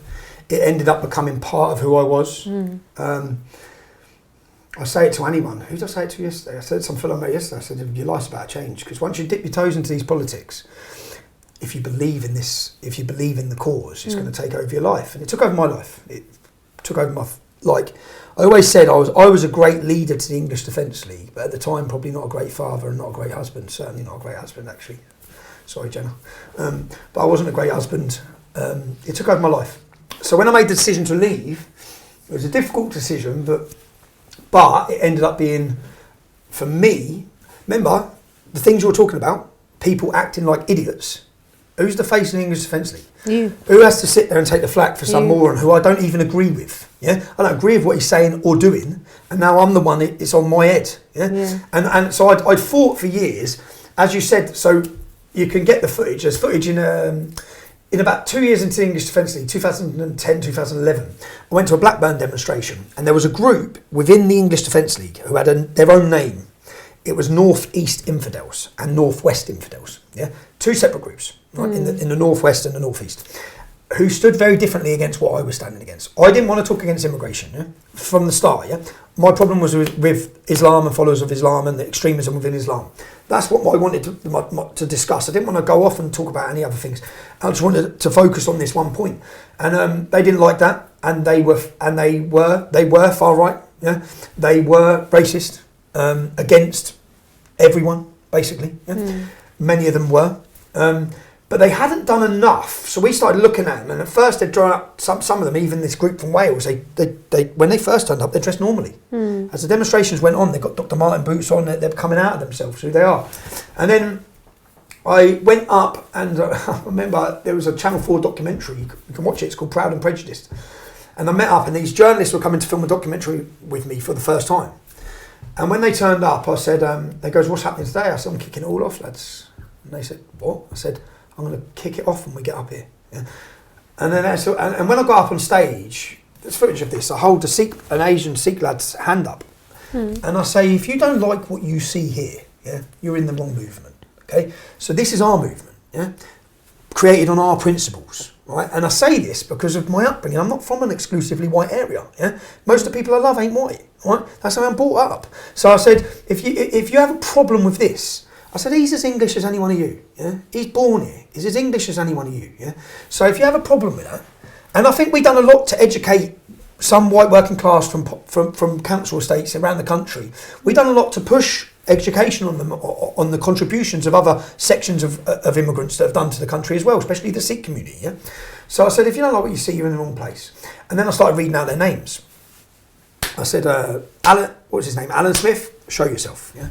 I said, come up and show yourself. I said, because you're in here, fucking, I'm reading all your racist bullshit, and you shouldn't be here. And then about 30 of them come us. They all come marched up to the stage. They've all got Skull and Crossbones t-shirts on, which is the sign of Combat 18. So real far-right extremist groups. They all come up. I come off the stage. Remember, Alan Smith is from Newcastle, the Geordie. I come off the stage, and my intention was to knock them out on camera. My intention was to kick it all off. Remember, I wasn't a politician. Yeah? I'm not a politician. Right? I'm running a street movement. Right? I'm running a street movement, and we need to divide this street movement. And when this happened, all hell broke loose. Everyone's fighting. And the news media said the English Defence League are fighting each other. So no, we're clearing out. Yeah, we're getting rid of them. Yeah, and then after that, so I actually got prosecuted. So one of my prosecutions is for knocking out a Nazi. Everyone's like, yeah, you got done for an ABH. I said, yeah, well, we had to at that stage. Well, that was my intention. And then when I got back to the stage, I can show you the pictures. There's about 30 of them waiting, corkscrews in their hands. All hell's gone off again. And then, but it worked. They never come back. So they never come back. And then I made a video when I got home. I said, listen, if you turn back up, it's on. Yeah, because most football hooligans, which was the men that filled the ranks of the English Defence League, are not racist, not neo-Nazi, and won't tolerate it. Yeah, they're not going to tolerate the N word. They're not going to tolerate all that. Yeah, because they're normal lads. They're normal lads. In most football hooligan firms around the country are black lads. Yeah, so no one's tolerating it. So at that point, I made a video saying, "Turn up again, it's on." Now the line's been drawn. Yeah, and it worked. And then I went to jail. And when I went to jail, they were all back. So I come out of jail. And I'm looking at videos thinking, the fucking Northwest Infidels flags at my demo. Yeah? And for me, I said, I'm the face of this. And then I looked and thought, those groups come about when I kicked people out of the English Defence League. So we had Southie, we had all these different letters, 3 letters of groups, yeah. And they had the English Defence League here, and they'd all loiter around, and they'd attack me for anything I'm doing, yeah. They hate me. I'm a race traitor. I'm now a Zionist. I'm all these things, yeah. So they'd always be attacking me because they wanted what we had, but they can't do it. Because the reason the English Defence League was so big and such a phenomenon that made so many headlines and had people in their numbers on the streets was because it wasn't racist. Yeah? It's because it wasn't neo-Nazi. Because neo-Nazis get 20 people on the street. Because they're morons, yeah? The English Defence League was mainstream. The reason the people filled the ranks of it was because they were listening to the message of non-racism, yeah? Of equality. I always say it was English Defence League, or it was equality, democracy, liberty, yeah? We were standing for things, and we weren't promoting hatred, yeah? And if you listen to our speeches, if you listen to my speeches at every rally, yeah, not listen to the little 10-second clips that they were pulling out, or what they'd do is they'd come to a demonstration with 5,000 people and they'd clip four lads with bald heads and cans of beer, and they'd portray that as the movement. Yeah? But, there was one that I saw you do, but I know that I think Piers Morgan pulled you up on it, and I know you cleared it up and you apologised and you said that you didn't mean it in that way, where you was addressing the Muslim community. Yeah, I did mean every it single Muslim, yeah, all you Muslims. 2011, yeah. It was in Tower Hamlets. You can see why that looks as though. It does. No, I did. No, it doesn't look like it. It was like. I wasn't going to mention it because you already spoke about it and apologised. No, I did like it. It's fair to keep it up. I was the leader of a pressure movement. Our job was to put pressure on the Islamic community and the police. Yeah? We thought that within the Islamic community we'd cause a revolution where the mainstream Muslim community would get that pissed off with the extremists. They'd turn on them. That didn't happen. Yeah? That didn't happen. So my job was to put pressure. That's what I was trying to do, was put pressure. In that speech, what I said is, in 7/7 you got away with killing and maiming on the streets of our country. You won't get away with it again. I said we've built an army across the country. Yeah. Again, young, out of 100 speeches, that is the only thing. Think about how many times I've been on camera. Yeah. Think about all the covert recordings there are of me. Yeah. That's why I wasn't going to mention it because you mentioned it. But I did say that, and but my point is that the English Defence League was not far right. We tackled more. Do you know? I went home, and when I went home, I made a video, and I made a video saying, if anyone's got a problem, come to Luton, to the far right. Yeah. I made a video calling out Al Mujahideen and Blood and Honour. I didn't just call out the Islamic radicals. I called out the white supremacists. Yeah, and you saw a Marx for Union speech. They made a video. Silly, these dickheads made a video. Remember, I used to do the merchandise. Yeah, so they made a video burning the English Defence League flag. Yeah, but it had another logo on it. It had another finger on it. So this bloke, they're all wearing balaclavas saying, "Tommy Robinson, you're dead." Yeah, I just went on and looked up and thought, where does I send that? Some dickhead in Birmingham rang him up. So what are you doing? We'll take the balaclava off. I know who you are, bruv. Why are you wearing a balaclava? Yeah? But then I made a video saying, if any of you got a problem, if anyone's got a problem with me, I'm 5'6" and I'm in Luton. Yeah, I'm not hard to find, lads. Yeah, stop giving it because they're all saying they're going to kill me. I got it from both sides. I still get it from both sides. The most hate I get really comes from the white supremacists. Yeah? So I'm still getting it from both sides. But I made the video saying everyone's got a problem, and then I was in London and I get a phone call from where Luton's football hooligans drink. The landlord rings up and says, some fella in here from Newcastle wants you, Tommy. I said, all right, sound. So I've jumped on the train, I've come back. Alan Smith was his name. And I walked in, he's one of the North East Infidels. He goes, I watched your video. I was so pissed off. When I watched your video, you're calling us all out. He said, so I've come down here. He goes, now I'm here, I'm not as pissed. I said, get out of the back of the pub. And then we went and swung it out of the back of the pub. I pulled a whitey afterwards. I was so unfit, man. I got sick. No, that's one thing about you. I do say though, you You got balls. But this is when I went, and then I'm getting called a Nazi. I think we've done more to combat them than anyone's done. We've done more to educate than anyone's done. You may not like my opinion, and I'm very strong on it. Yeah, about Islam. Yeah, I still am. We're gonna get to that. We're gonna come to that next. So you state that you're not a racist and that you're not against Muslims. I don't think, as you said calling Muhammad a paedophile. Some Muslims take that as racism. I find that insane. If you insult Jesus, it's not racism. If you insult Buddha, it's not racism. All right, we're gonna get to that as well. So you state that you're not a racist and that you're not against Muslims, but you're against Islam as a religion. When in fact, as an ideology. Yeah, okay, as an ideology, but also masquerading as a religion. So Islam is a religion. It's a full concept of life. It's law. It's legal. Exactly. It's everything. Yeah. So yeah, more than a religion. Well, we're gonna get to that. When in fact, you should be saying the opposite.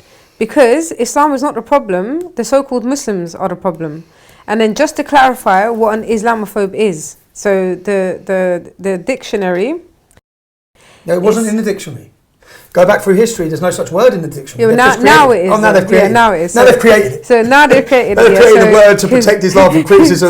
So it's the dislike of or prejudice against Islam or Muslims, especially as a political force, or the fear of, hatred of, or prejudice against the religion of Islam or Muslims in general. So I'll ask you again. Where did you get that word from, Islamophobe? From, it's, I don't know, it's a word that gets thrown around. No, but what I mean is it in the dictionary? Yeah, it's in the dictionary. Is Christian phobe in the dictionary?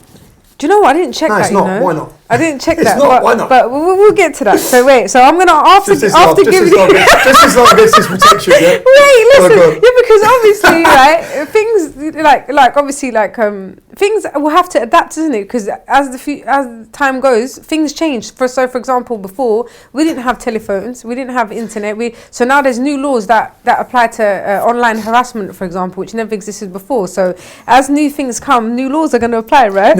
New words, right? Anyway, so look. So after I've just given you the definition of an Islamophobe, I'm going to ask you again one more time. Do you consider yourself as an Islamophobe? There's no such word. So a phobia is an irrational fear, right? Okay. It's rational to fear. If I open up a book and there's verses in there that call for my death as a non-Muslim, if there's verses in there that talk about enslaving women, if there's verses in there that talk about beating women, if there's all these verses, is it irrational when this is being promoted to fear it?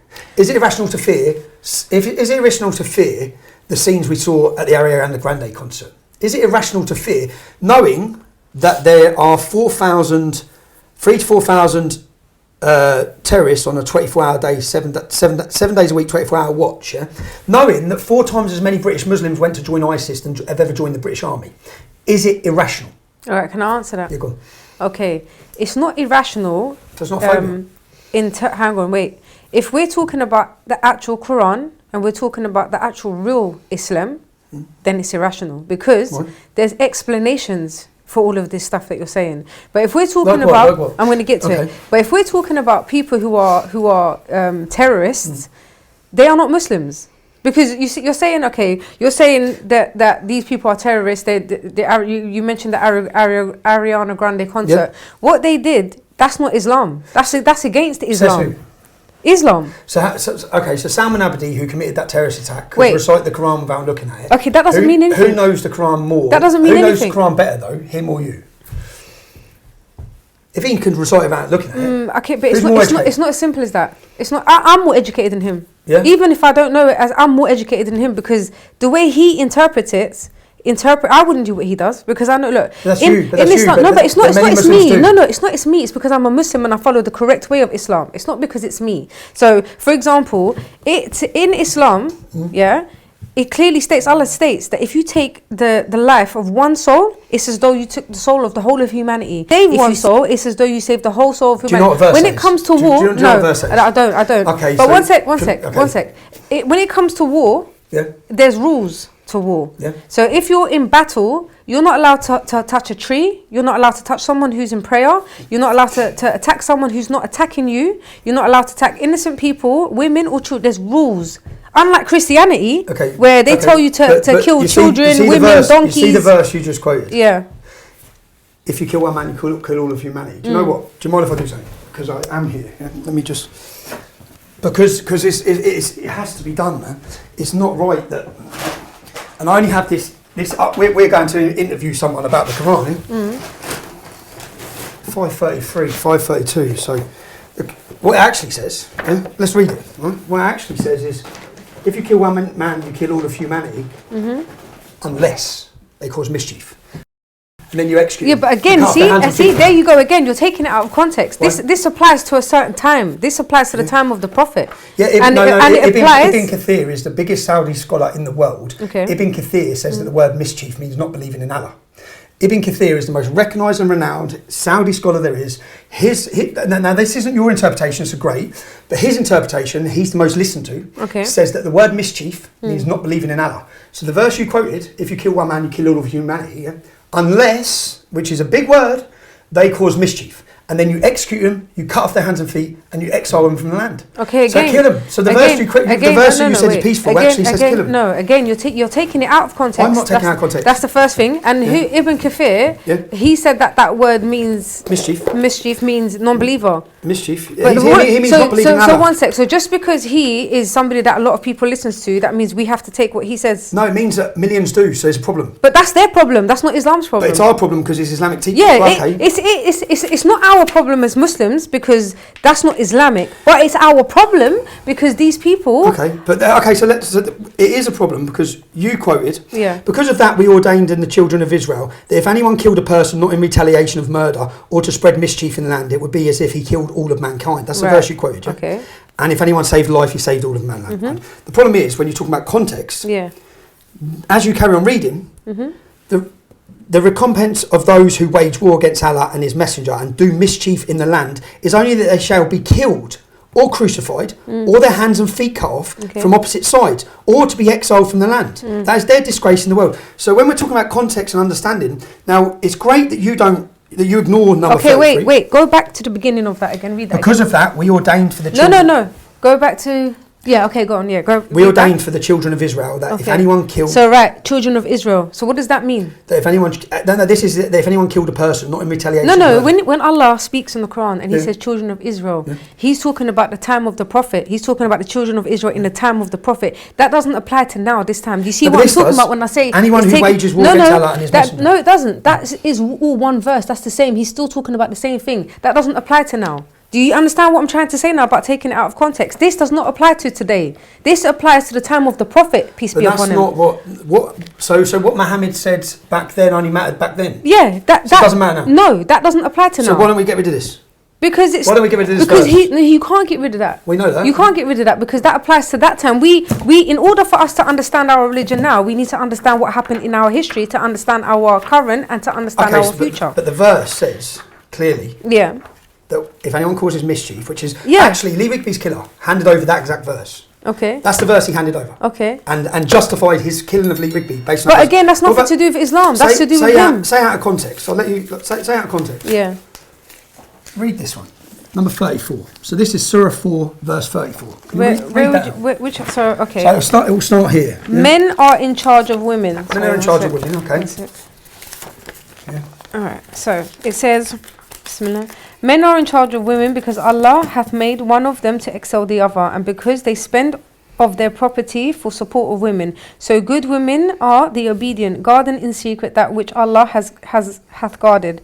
As for those from whom ye fear rebellion, admonish them and banish them to beds apart and scourge them. Scourge them. Do you know what scourge means? What does it mean? We'll get translation up from the translation. Okay. That's a whip used as an instrument. Okay. So what he's saying is, if your wife doesn't obey you, whip her. Firstly, who wrote this Quran? That's the first thing. This is the main recognised Quran.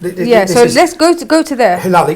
Because again, this is misleading again. Okay. Because the word you're going to find is different. It's darab. That is sold. It's darabun. The word is darabun. That's what it is. And the word darabun, there's loads of meanings for darabun. Darabun doesn't just mean hit. So should we delete that verse?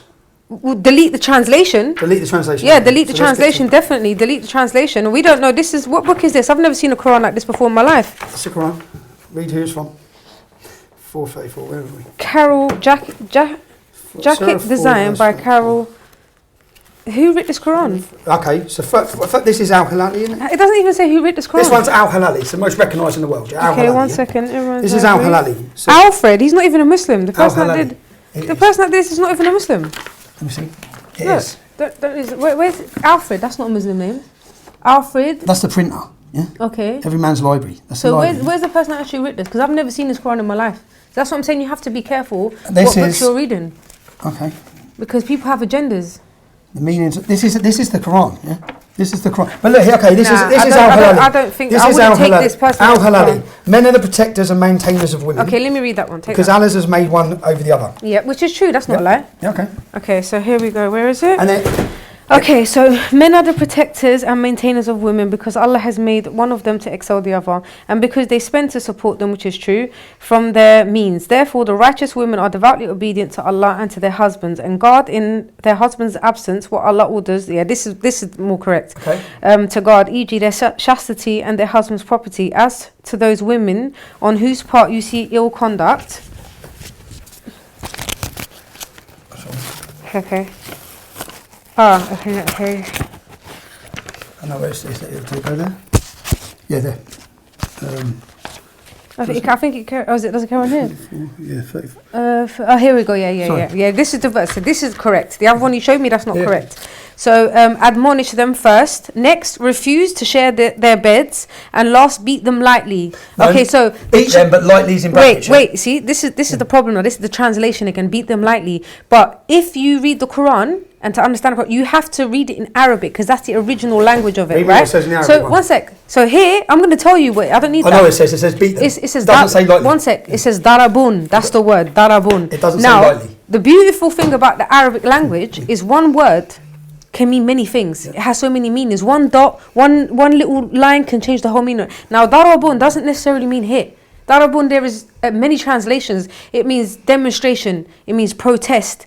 So why would Al Halali, the most recognised English Quran, why would it say beat them? I don't know why he would So say shall that. we get rid of this, Al Halali's Quran?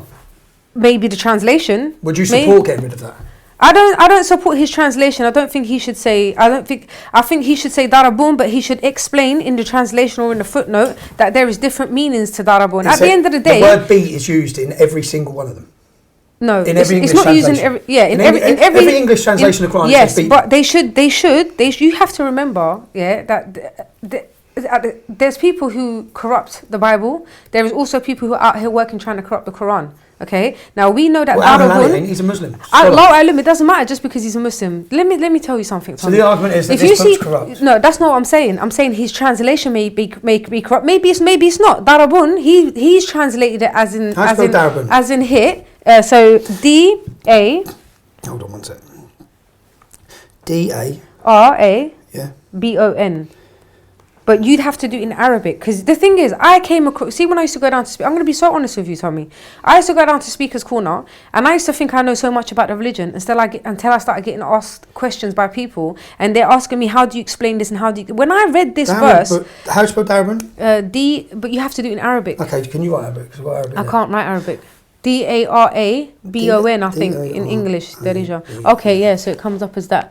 Now, copy and paste that and put the different meanings of this word, and it's going to tell you. It's going to come up as demonstration, protest, amongst other words. Why would... Yeah.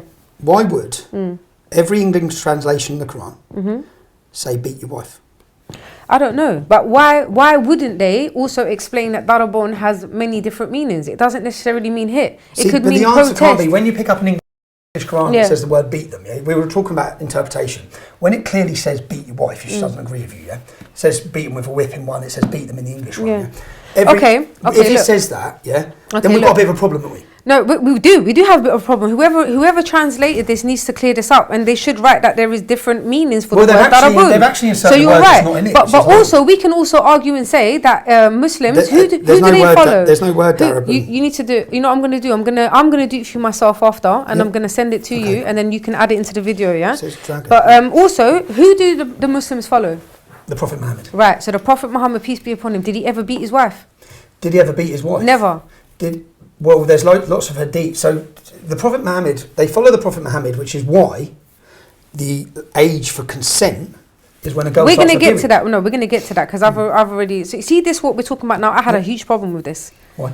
Because I'm not a Muslim that just follows blindly. If I see something that I don't agree with, like I will question it. I'll get really personal about it. And if that came out to be true, I would not. I'd say, do you know what? I don't want to be a part of that. So would you support not selling this Quran in the UK and getting rid of it? No, I wouldn't support that. But what I would support is put the different that darabun has many meanings. Don't just put darabun and then let people speculate, because then you're going to have this kind of problem. So can I ask you, is that the only problem that you have with this verse, is just the fact of the darabun, the word darabun? Verse? Yeah, or do you also have the problem that men are strong over women and men own women? Men don't. It doesn't say that men own women. What's it say? Men are the property. A woman is property of the man. Yeah. It didn't say that. Men has made one of them to excel the other, and because they spend to support them from their means. Therefore, do you know, I'm actually, because I've got the Arabic one here, so I'm meeting an Arabic lad on Wednesday to go through all this. Okay. For another video. Yeah. For another video, because everyone says it has to be the Arabic translation. Yeah. But when we look, I've got lots of verses that I have a problem with here. Yeah? Like the one you quoted. Yeah. If you kill one man, you kill all of humanity. Yeah, but I answered that. Unless for you. I answered that. Unless they kill. Yeah, but that's in context. That's when you say, "Oh, Beni Israel," yeah, children of Israel. He's talking about the days of the prophet. He's not talking about that. Doesn't apply now. Well, you need to. Well, okay, so it doesn't apply now. But Lee Rigby's killer handed that verse over as to why he killed. Okay, so Lee Rigby, he's evilly mentally ill. He's been brainwashed. Or maybe this shouldn't be accessible. No, verses like no. He needs to understand. You can't read a book if you don't have an understanding. There needs to be an understanding. Salman Abedi had an understanding. Okay, so is it the Quran's fault or is it Allah's fault that this guy didn't? Why is it I have an understanding and he doesn't have an understanding? Well, I think you're ignoring it. You think I'm ignoring it? Trust me, I'm not ignoring it. I question every single. Say, for example, I question everything. So, okay, so let's look at. You see, even we're gonna get. I don't want to get to it now, but you see, even the apostates. Yeah. You can ask Muhammad Hijab, and you can ask Ali Dawa this. One day I was in Speaker's Corner. Yeah. And somebody came up to me, even about Sophia. People come up to me and they said to me, "Oh, did you know that if you're an apostate, you get killed?" I was like, "What?" That's the first time I'd ever heard that, and I totally disagree with that. So I got really upset and I got really angry. And I remember Muhammad Hijab was in the middle of a discussion in Speaker's Corner. Yeah. I think even Shamsi, I went up to him as well, and Ali Dawa, and I said, "Look, I need an answer for this now. Is this true?" They said to me, "Yes, there is hadiths that say this." I actually went home and I was crying. I went to my dad, I had tears in my eyes and I was crying because I was like, "Look, if this is true, this doesn't sit with me." So I went out of my way to do research on it, and I'm going to get to that after because that's also here as well. So I'm not the person who chooses to ignore, because I can't ignore. If something doesn't sit with me, then I need to find the reason why it's not sitting with me. I'm not going to blindly follow something and dedicate my life to something that is not sitting with me. Can you read this? So this is 65:4, yeah? Let me see. Read this one out loud. Okay. Because when it comes down to interpretation, I'd love to know your answer on this. Okay, and those of your women as have passed the age... It's talking about marriage and divorce, yeah? It's explaining who you can marry, who you can divorce, when you can remarry. Okay, yeah? And those of you women as have passed the age of monthly courses, for them the idha, prescribed period. If you have doubt about their periods, is 3 months. And for those who have no courses, i.e. they are still immature, their idha prescribed period is 3 months. Likewise, except in case of death. So that's telling you how to divorce someone who hasn't started puberty? No, it's not. Where did you get that from? Because it says if you're immature and haven't started your courses. Okay, wait. Hang on. What context is this now again? It's divorce. It's Muhammad's giving explanations of how to, if someone's divorcing someone, he's telling them that you can divorce them. Yeah? If they're immature and haven't started their puberty yet. Wait for him to get up. He will provide him from sources he never could imagine, and whoever puts his trust in Allah, then he will suffice him. Verily, Allah will. Let's explain Muslims how to divorce a prepubescent child. Indeed, Allah has set a measure for all things, and those of your women as have passed the age of monthly courses, for them the idha period prescribed. If you have doubt about their periods, this has got nothing to do with divorce. If you have doubt about their periods, this is about divorce. Okay, hang on, except in case of death. And for those who are pregnant, whether they are divorced or their husbands are dead, their idha prescribed period is until they lay down their burden, and whoever fears Allah and keeps his duty to him, he will make. But what it says... hang on. And for those who are pregnant, whether they are divorced or their husbands are dead. Yeah, but this is it's not... the immature bit. The immature bit, he says, if you're immature and haven't started puberty... This is not saying what you... Again, you're not understanding it right. Explain to me what he's saying. He's saying, and for those who are pregnant, whether they are divorced... Not immature. The immature part. Where is that?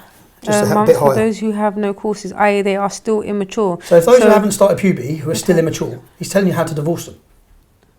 age of period. He's not telling you how to divorce them. This is nothing. This up here is nothing to do with divorce. This is to do with divorce. He's giving you different scenarios. This is nothing to do with divorce at the top. What was he talking about? Someone being? He's just talking about in general. He's just talking about in general. In general, what? So he's talking about an immature woman who hasn't started a puberty, who hasn't started Right, okay, look. Let's start from the testament. That will be an admonition given to him who believes in Allah and the last day, and whoever fears Allah and keeps his duty to him. He will make a way for him to get out of every difficulty, and he will provide for him sources he never could imagine. This is nothing to do with divorce. Yeah? Then you carry on to number 4. And those of your women as have passed the age of monthly courses for them, the idha prescribed period.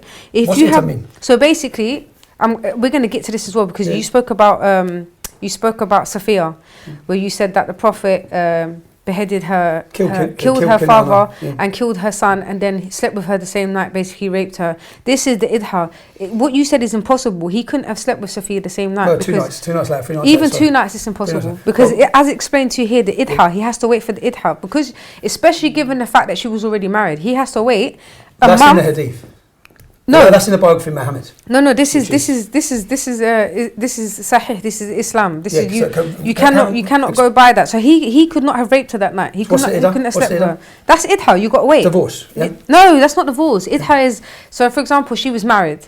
When he married her, he can't just sleep with her. He has to wait at least a month, up to 3 months, to make sure she's not pregnant. Which is what it's saying here. Yeah. So carry on reading and get to the bit where he says. All right, and those of your women as have passed the age of monthly courses for them, the idha prescribed period, if you have doubt about their periods, is 3 months.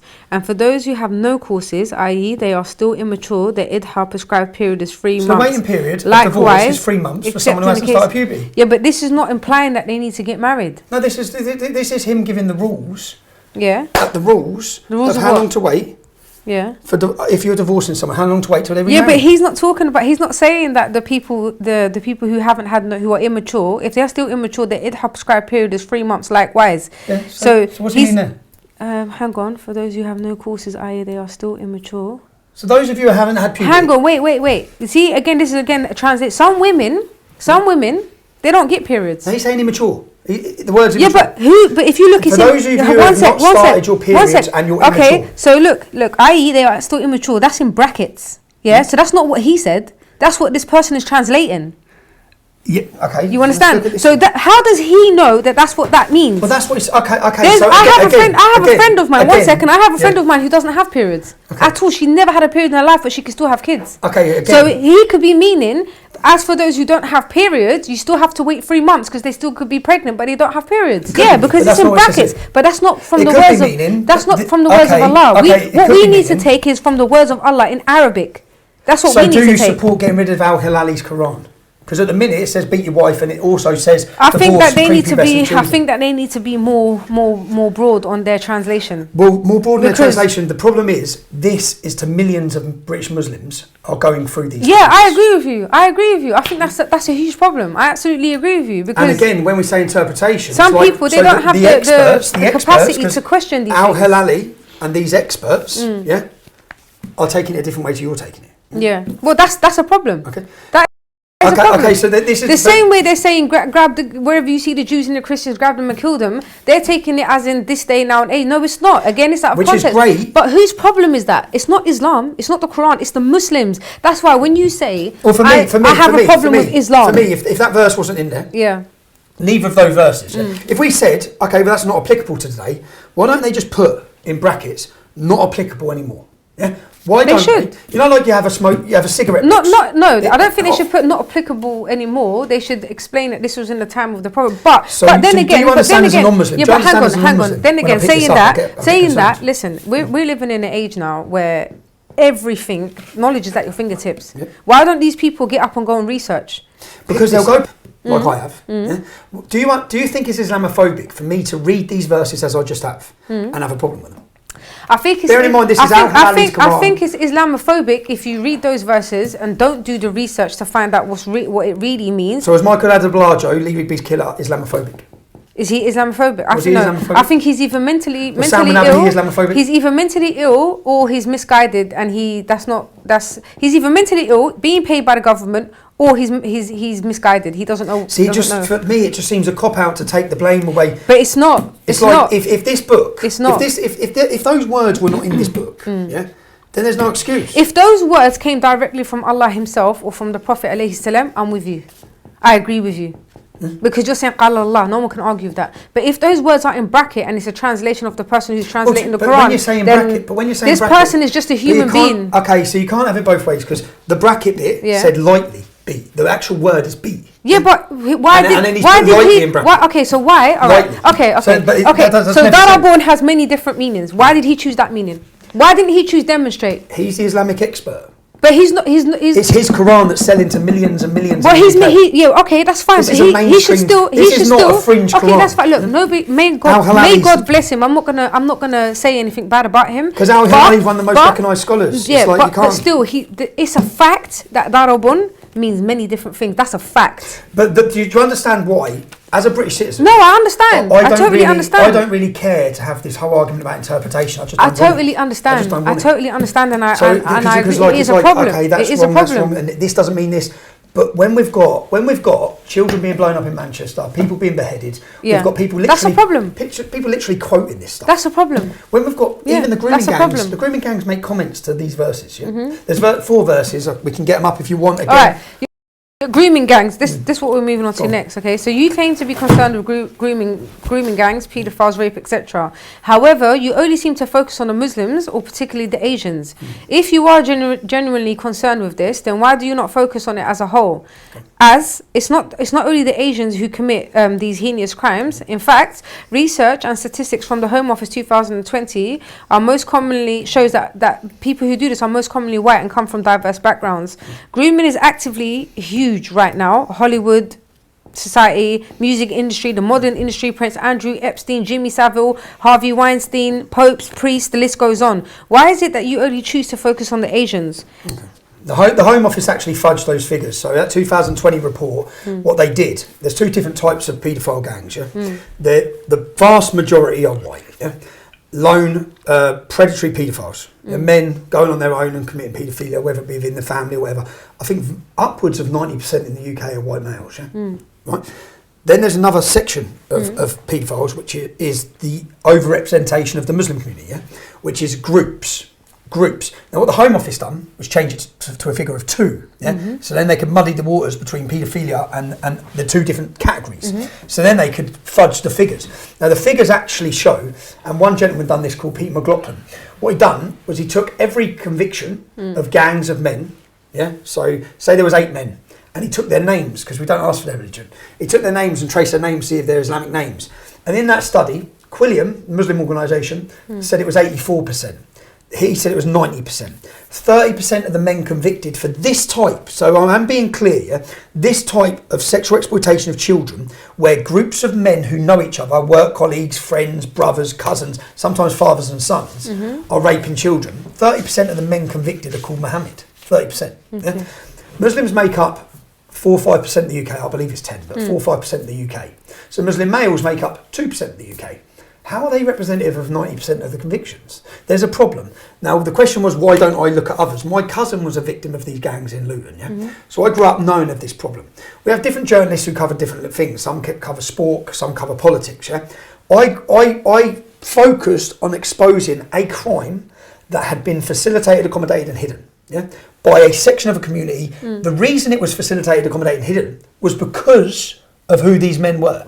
They're Pakistani and they're Muslim. That's now come out in the Rochdale report, in the Rotherham report, in the Telford report. It's come out in every investigation that's gone on. The police let it happen through fear of being branded racist. So the reason I focus on it is because it was hidden, it was allowed, and no one was doing anything about it. Yeah, that's why I focused on it. Successfully focused on it to bring it up to a point of everyone understanding it. Now in Telford was where I've done a 5-part series called The Rape of Britain. This is where the numbers are absolutely terrifying, and I want to make one thing clear, yeah, which I've done in my Leeds case. When I was outside Leeds court and I got remanded, what I said is, I know Muslims lads that I've grown up with who would want to kick the fuck out of these lot. Yeah, I know lads who would not stand by, yeah, while this paedophilia has gone on. Yeah, But that doesn't change what's happened, and it doesn't change the numbers. Now in Telford, the police inquiry identified 200 men.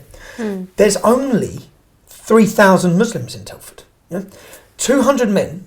When you get rid of the under 16s, when you cut it down, there's only 1,000 Muslim men who fit the age bracket. Yeah? Okay. That's 20% of the men were identified as raping kids. Okay. Only 11 got charged. 20%. That is an astronomical problem if 20% of the Muslims in one town were raping kids. This is something we've never seen before, where work colleagues, if any other company, if there was a non-Muslim business and 7 workers, and one of the workers said, I've got a 12-year-old girl, he'd get battered. Yeah? How come all of them literally queue up and rape the girl? How come brothers, cousins, colleagues, fathers and sons are raping children together? There's something very different. Now, what I ask is, and I believe we need to ask this question, is how come we're not getting these statistics from the Sikh community? How come we're not getting them from the Hindu community? Why not? Why is it that 90% of convictions are Muslim men?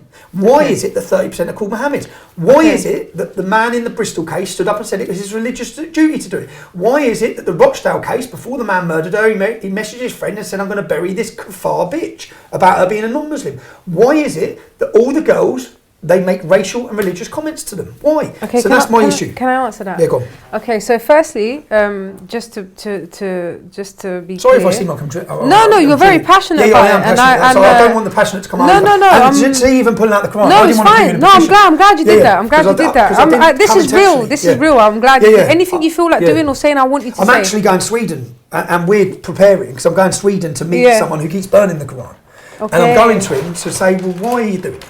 I respect that. Why? No, I don't know. In the sense that I don't think burning it helps. Yeah, I think reading it helps. Going through verses. Yeah. I welcome sitting with people. No, I appreciate you doing that, and I want you to be yourself. I want you to be passionate. I want you to say whatever it is you want to say. But so back to the grooming gangs. I just want to say, I don't condone grooming. Rape is one of the worst things. I absolutely hate rape. If I was a judge and someone came up before me on rape, I'd throw the book at them. Honestly, I really hate rape. So I just like to make it clear that I don't condone any of that. However, rapists and paedophiles come from all different backgrounds and are all over the world. And it's very prevalent, especially now in this day and age, okay? But when a white person rapes somebody, or... you never hear, Christian or atheist. But it's like whenever an Asian rapes someone, it's always Muslim, Muslim, Muslim. Why do they not just say Asian instead of saying Muslims? Because when they say Asian, that unfairly stereotypes the Sikh community and Hindu community have got nothing to do with these crimes. Okay, but then when you say Muslims, that unfairly targets Muslims that don't do this. But the reason given, so I give a speech, I can send you it, in Russia called the Rape of Britain. Again, I give a presentation in Russia where I went through the men's statements in court and what the victims said they said. Okay. They literally quote the Quran. Okay, so I'm glad you said that. If we are going to talk about Asians and Muslims, I've heard, because I've watched a few of your stuff when you're speaking about it, and other documentaries and stuff where they say that these Asians use alcohol to groom some of these younger girls. So, firstly, alcohol is haram. It's forbidden in Islam. You're not allowed to drink. That's the first thing. So the fact that they're using alcohol in the first place shows that they're not abiding by Islamic rules, and that's actually not a Muslim. They say that the line between a Muslim and a non-Muslim is prayer. If you pray, then you don't drink. It's impossible to drink and pray at the same time. Some people do, but alcohol is haram. It's against the religion. So them using alcohol to groom these young girls, that's nothing to do with Islam. Say for example, the actual sex act in itself is haram. You're not allowed to have sex before marriage. That's fornication. That's considered zina. You're not allowed to do that. So these acts that these people carry, intoxication, drinking alcohol, grooming, having sex before marriage, this is all un-Islamic. Okay. Islam is free from this. What about the verses in the Quran that state outside your full wives you can take whatever your right arm possess? Again, in what context are you talking about? That's in war. That's in war. At war. Okay. Yeah. Okay. So when at war, Yeah. But so you have house of war and house of God. Yeah. Okay. In Islam, Alda Arab and Alda Islam. So what we're saying is that if at war, so many Muslims will feel they're at war with Britain, and the Britain's at war with them. But you see, that's not Muslims. Okay, but because as a Muslim, you have to respect. And this is what I'm about to come on to now. The video of the Oxford. As a Muslim, so basically, I watched the Oxford full address video where you played footage from Stacey Dooley, who I greatly admire. I really love her work. The documentary where extreme Muslims were marching and protesting, and they were chanting, "British police go to hell, UK go to hell." This woman who was wearing a burqa and a niqab covering her face also told Stacey that she was naked and asked her who it was that she was trying to seduce. Now I want to make it clear that I want to apologise to Stacey for having that experience off of that woman, because that's not Islamic. That woman has no right to tell Stacey what to wear or what not to wear in her own country. If you don't, and this goes for all sisters out there, and I might get backlash for this. I don't care. I just say it how it is. Do you understand the reception you'd get if you walk through with your gentleman here, through Lutonsberry Park, as a Muslim, with your hair like this and not covering up? Yeah, but the thing is, I don't really care. No, but what I'm saying is, so I don't have say I can. Yeah, I don't care. They can't say nothing to me because I'm a Muslim. Yeah? No, they can try to, No, but my point being, we can sit here, people can watch this. Yeah. You're lovely, you're a nice person, you're a Muslim. If only every Muslim followed it the way you do. What I'm saying is, in towns like Luton, okay, so that's what I'm trying to show you. Yeah, so this, I'm glad you just said that. What I'm trying to show you is the problem is not Islam; it's the people. So I'm a prime example of what it should be like, of how the thought process should be like. These people who are out here, that's disgusting. That behaviour is. Firstly, there's whole organisations and mass numbers I'm a of Muslim. thousands and I'm a thousands Muslim. of- She's a Muslim. Yeah. What she did was disgusting. That angered me. That absolutely angered me. How dare you say to Stacey Dooley, you're naked? Firstly, she wasn't naked. She was wearing a dress and she was quite covered. If she wants to dress up that way, that's her business. This is her country. If you don't like it, you go back to your country. Which is great, but that's not the mindset coming out of the Muslim community of Luton. That's because that's their problem. They're not educated. I'd say you're in the minority. I don't think I'm in the minority. I think that they're in the minority. Not wearing a hijab, you're totally in the minority. No, there's people who wear hijabs and niqabs and they don't think like that. They do not. Look, okay, Islam tells you, Allah tells you, when you are in a land that is not your land, you must respect and abide by their rules. Unless they're taking you away from your religion. And Britain doesn't do that. We've got mosques everywhere. Britain's never said to us you're not allowed to pray in a mosque. Many people say when Britain invaded Afghanistan, they broke the covenant. They broke it. Well, I don't know what covenant they're talking about. What would you say to Britain? Yeah, you're British. Where was you born? I was born in London. Yeah, so you're British. So what would you say? Yeah. Do you think London's got better or worse growing up there? To be honest with you, I think London's got worse.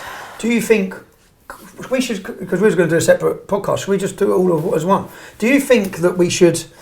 What about mass immigration? Would you shut the borders to immigration? Do you think we should continue having? I would shut the borders to immigration, yeah, and I'll tell you why. Not because I'm racist or because I just think that if you are failing to be able to supply for your own people who are already here, then why will you open the doors and let other people come in? You're giving jobs that you could be given to people who are born and bred here, to people who are coming from other countries. Not that I'm saying they don't. If there was the capacity, if we had the jobs, if we had the houses, by all means open the gates and let them in. But if we don't, and we're struggling and we can't even give our own people who are born and bred here, then why are we opening doors for people and letting them in when we don't have the means to provide? What about like, say Saudi Arabia? Would you allow Saudi Arabia to fund mosques?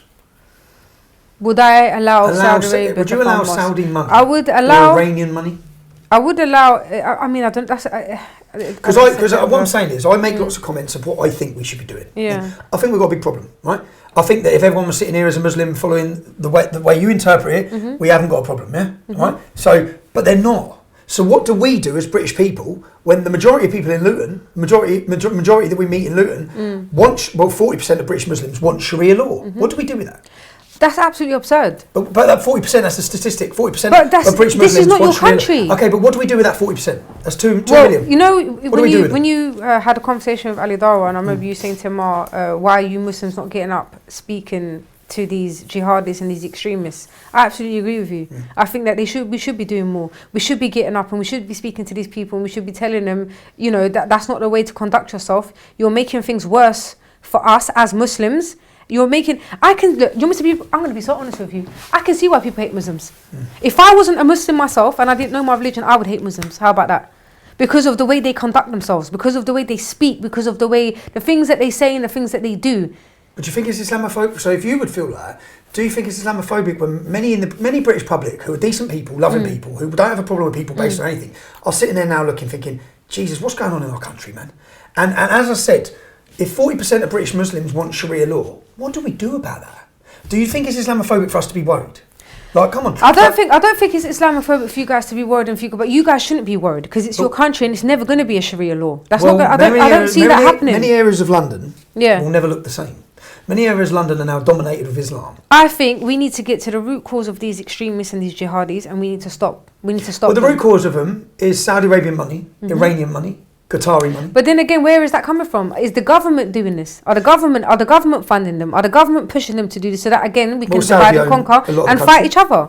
Yeah, but what? So you because even the Saudi government, that's supposed to be an Islamic state. That's supposed to be the most pious, That's where the Prophet ﷺ was. Why are they so corrupt? Why are they pushing these agendas? Why are they doing? But the problem, I mean, is for many British people. Yeah.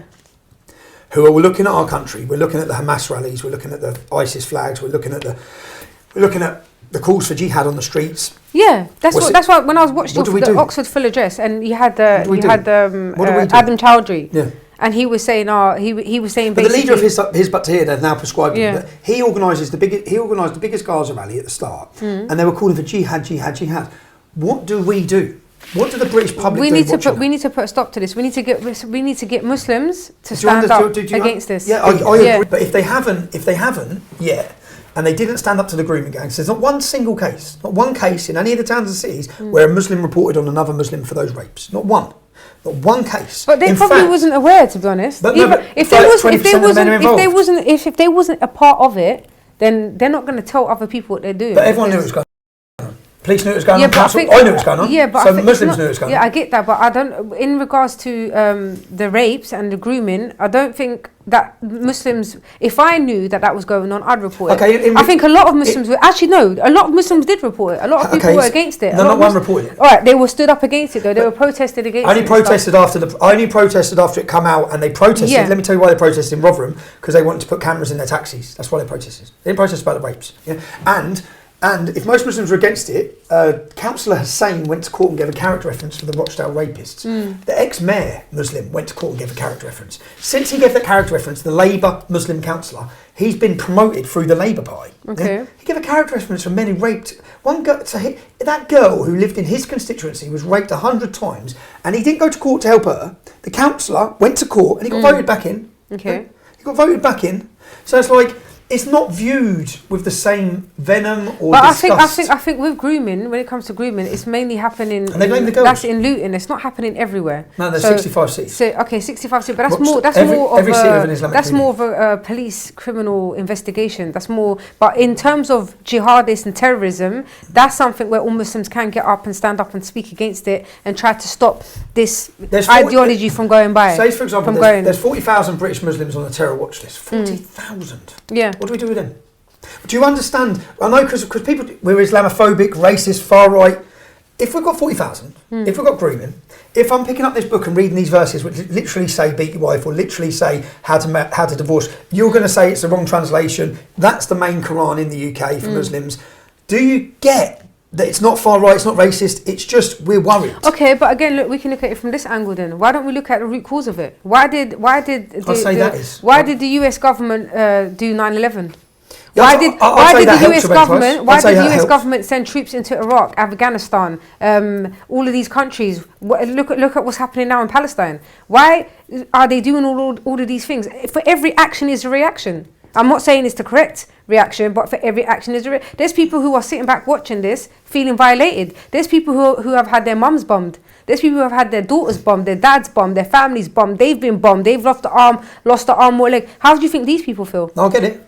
So we have to look at both sides. Yeah, look at both sides. But I get not it. that I condone it. I want to make it clear. I do not condone terrorism. Do you understand why people who follow me, who are being called racist and extremists and Islamophobes, for simply being concerned about all the problems?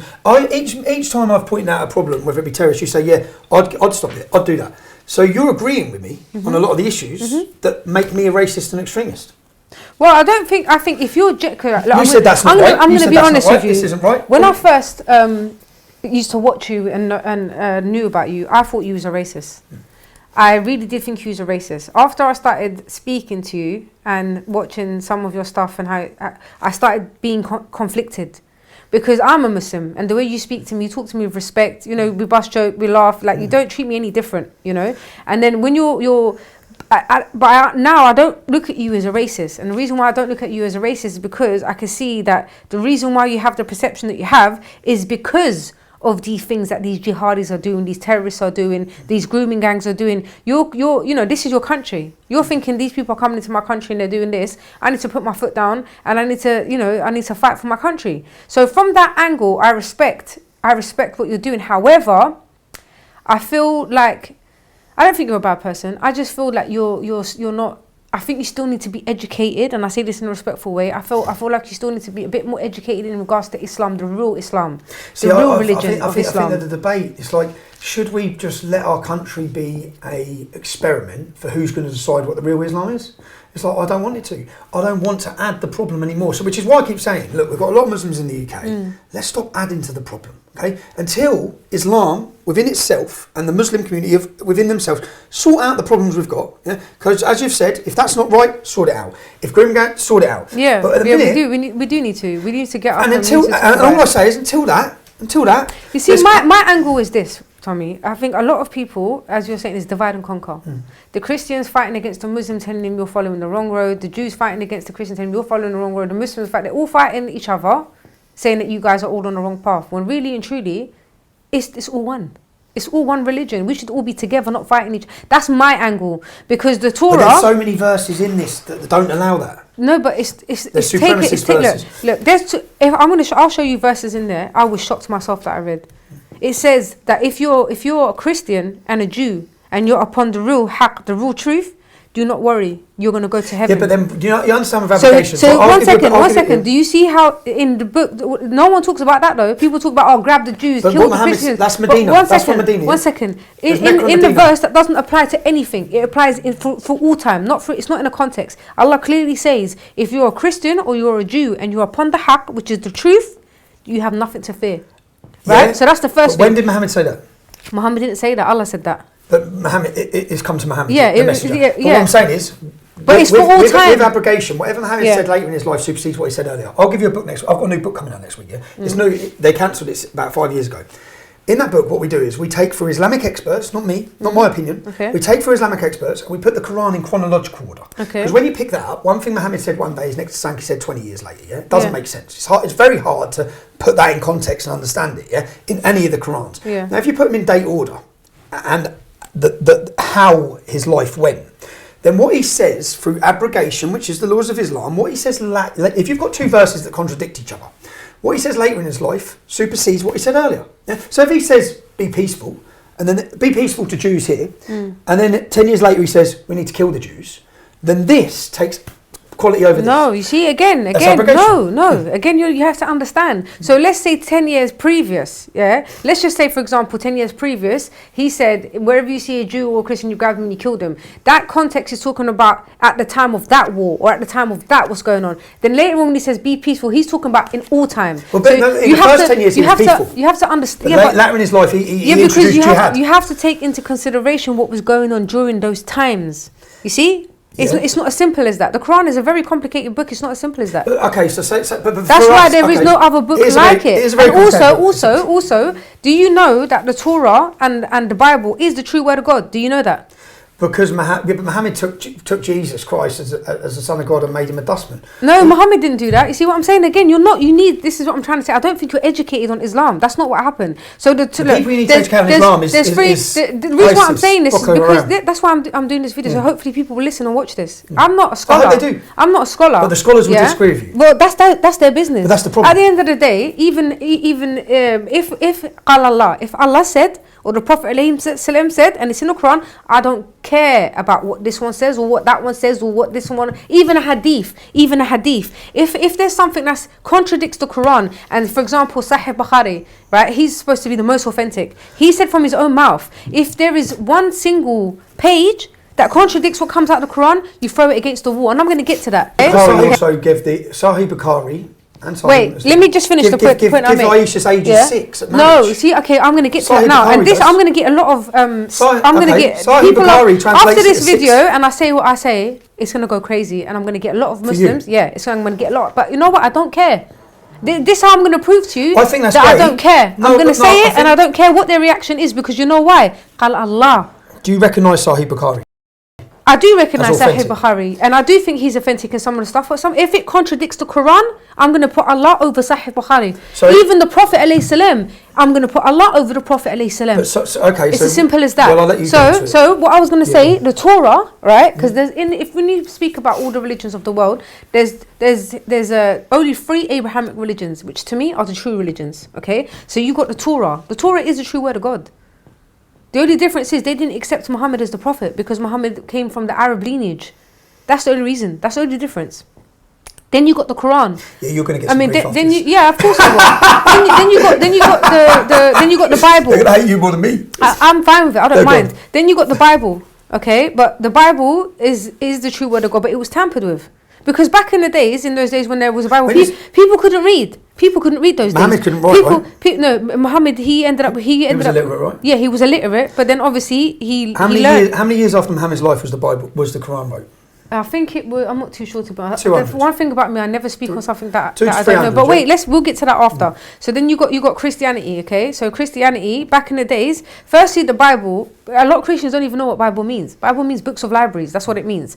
Back in the days, people couldn't read, so they used to have to go and knock on the church doors and ask the priests to tell them, what does the Bible say about this? What does the Bible say? That's why in the Quran it says we have come. So basically, the books that have come before it, i.e., the Torah and the Quran.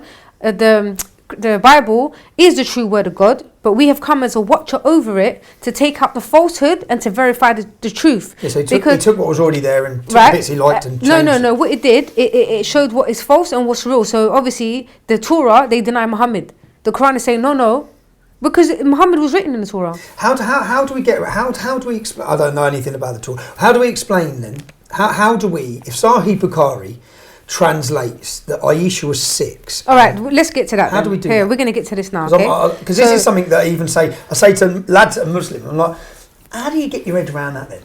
How do you defend Okay, cool. that? So there's all right. So I've been doing research on this. Okay, Cool. so there's a parasol of the Quran, that will reveal that the marriage in Islam is a civil contract, Misaq 421, and as such it can be finalized only between persons who are intellectually and physically mature enough to understand and fulfill the relationships of such a contract. Okay, now I'm going to get a lot of backlash for this, but who decides mature? Allahu alam, Allah knows best, but I kind of agree with this, okay? So this can be further understood from the verse, and test the orphans until they reach the age of nikah, which is the age of marriage, okay?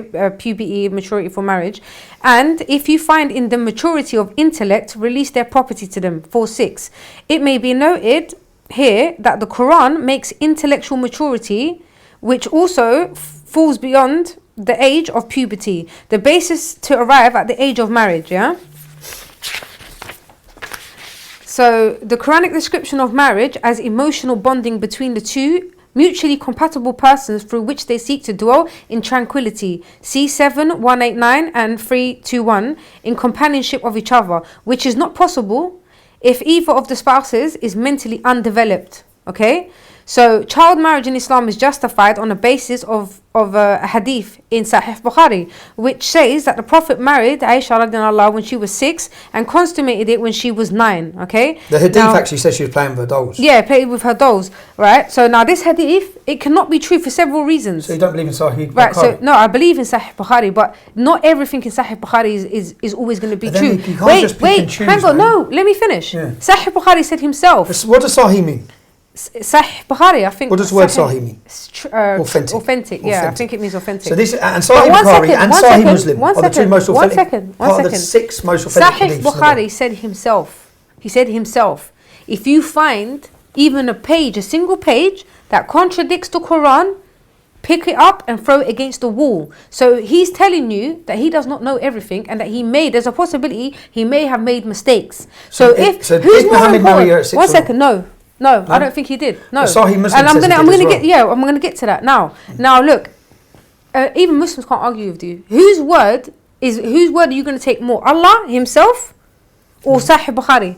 Yeah, but Sahih Bukhari is given the age of how old Muhammad Okay, was cool. and how old So Isa was. let's get to Muhammad the was next bit. 53. It's So pretty weird. look, this hadith cannot be true for several reasons. First, the Prophet, peace be upon him, could not have gone against the Quran to marry a physically and intellectually immature child. Secondly, the age of Aisha radiallahu anha can be easily counted by the age of her sister, her older sister Esma, who was 10 years older than Aisha radiallahu anha. Waladin Muhammad Abdullah al-Khatib al-Amri Tabrizi, the famous author of Miskath, in his biography of narrators, Esma or Rijal, writes that Esma died in the year 73 of Hijrah at the age of 100, 10 or 12 days after the martyrdom of her son Abdullah ibn Zubair. It is common knowledge that the Islamic calendar starts from the year of the Hijrah, or the Prophet's migration from Mecca and Medina to Medina. Therefore, by deducting 73, the year of Hazrat Esma's death, from 100, her age at the time, we can easily conclude she was 27 during Hijrah. This puts the age of Aisha radiallahu at 17 during the same period. I've heard this argument. Right? But As all the biographers of the Prophet agree that he consummated his marriage with Aisha radiallahu in the year 2 Hijrah. It can be conclusively said that she was 19 at the time and not 9. And don't you think that's such a coincidence that it's 19, but then they put it down to 9. So Okay, all they had to do, they had to do was take off the 1 and leave the 9. And like I said before, Sahih Bukhari said himself, if you find one single hadith of mine that contradicts the Quran, throw it against the wall. Okay, so under an Islamic state, if we've got an Islamic state tomorrow, if obviously Islam's ruling the world, everyone becomes a Muslim. Yeah. What's the age for marriage and sex? So the age for marriage and sex under that Islamic sex will be maturity. So first, when they start their period, and not just because they start their period, it has to be, they have to have I wrote it down. They have to have the intellectual. So who decides that?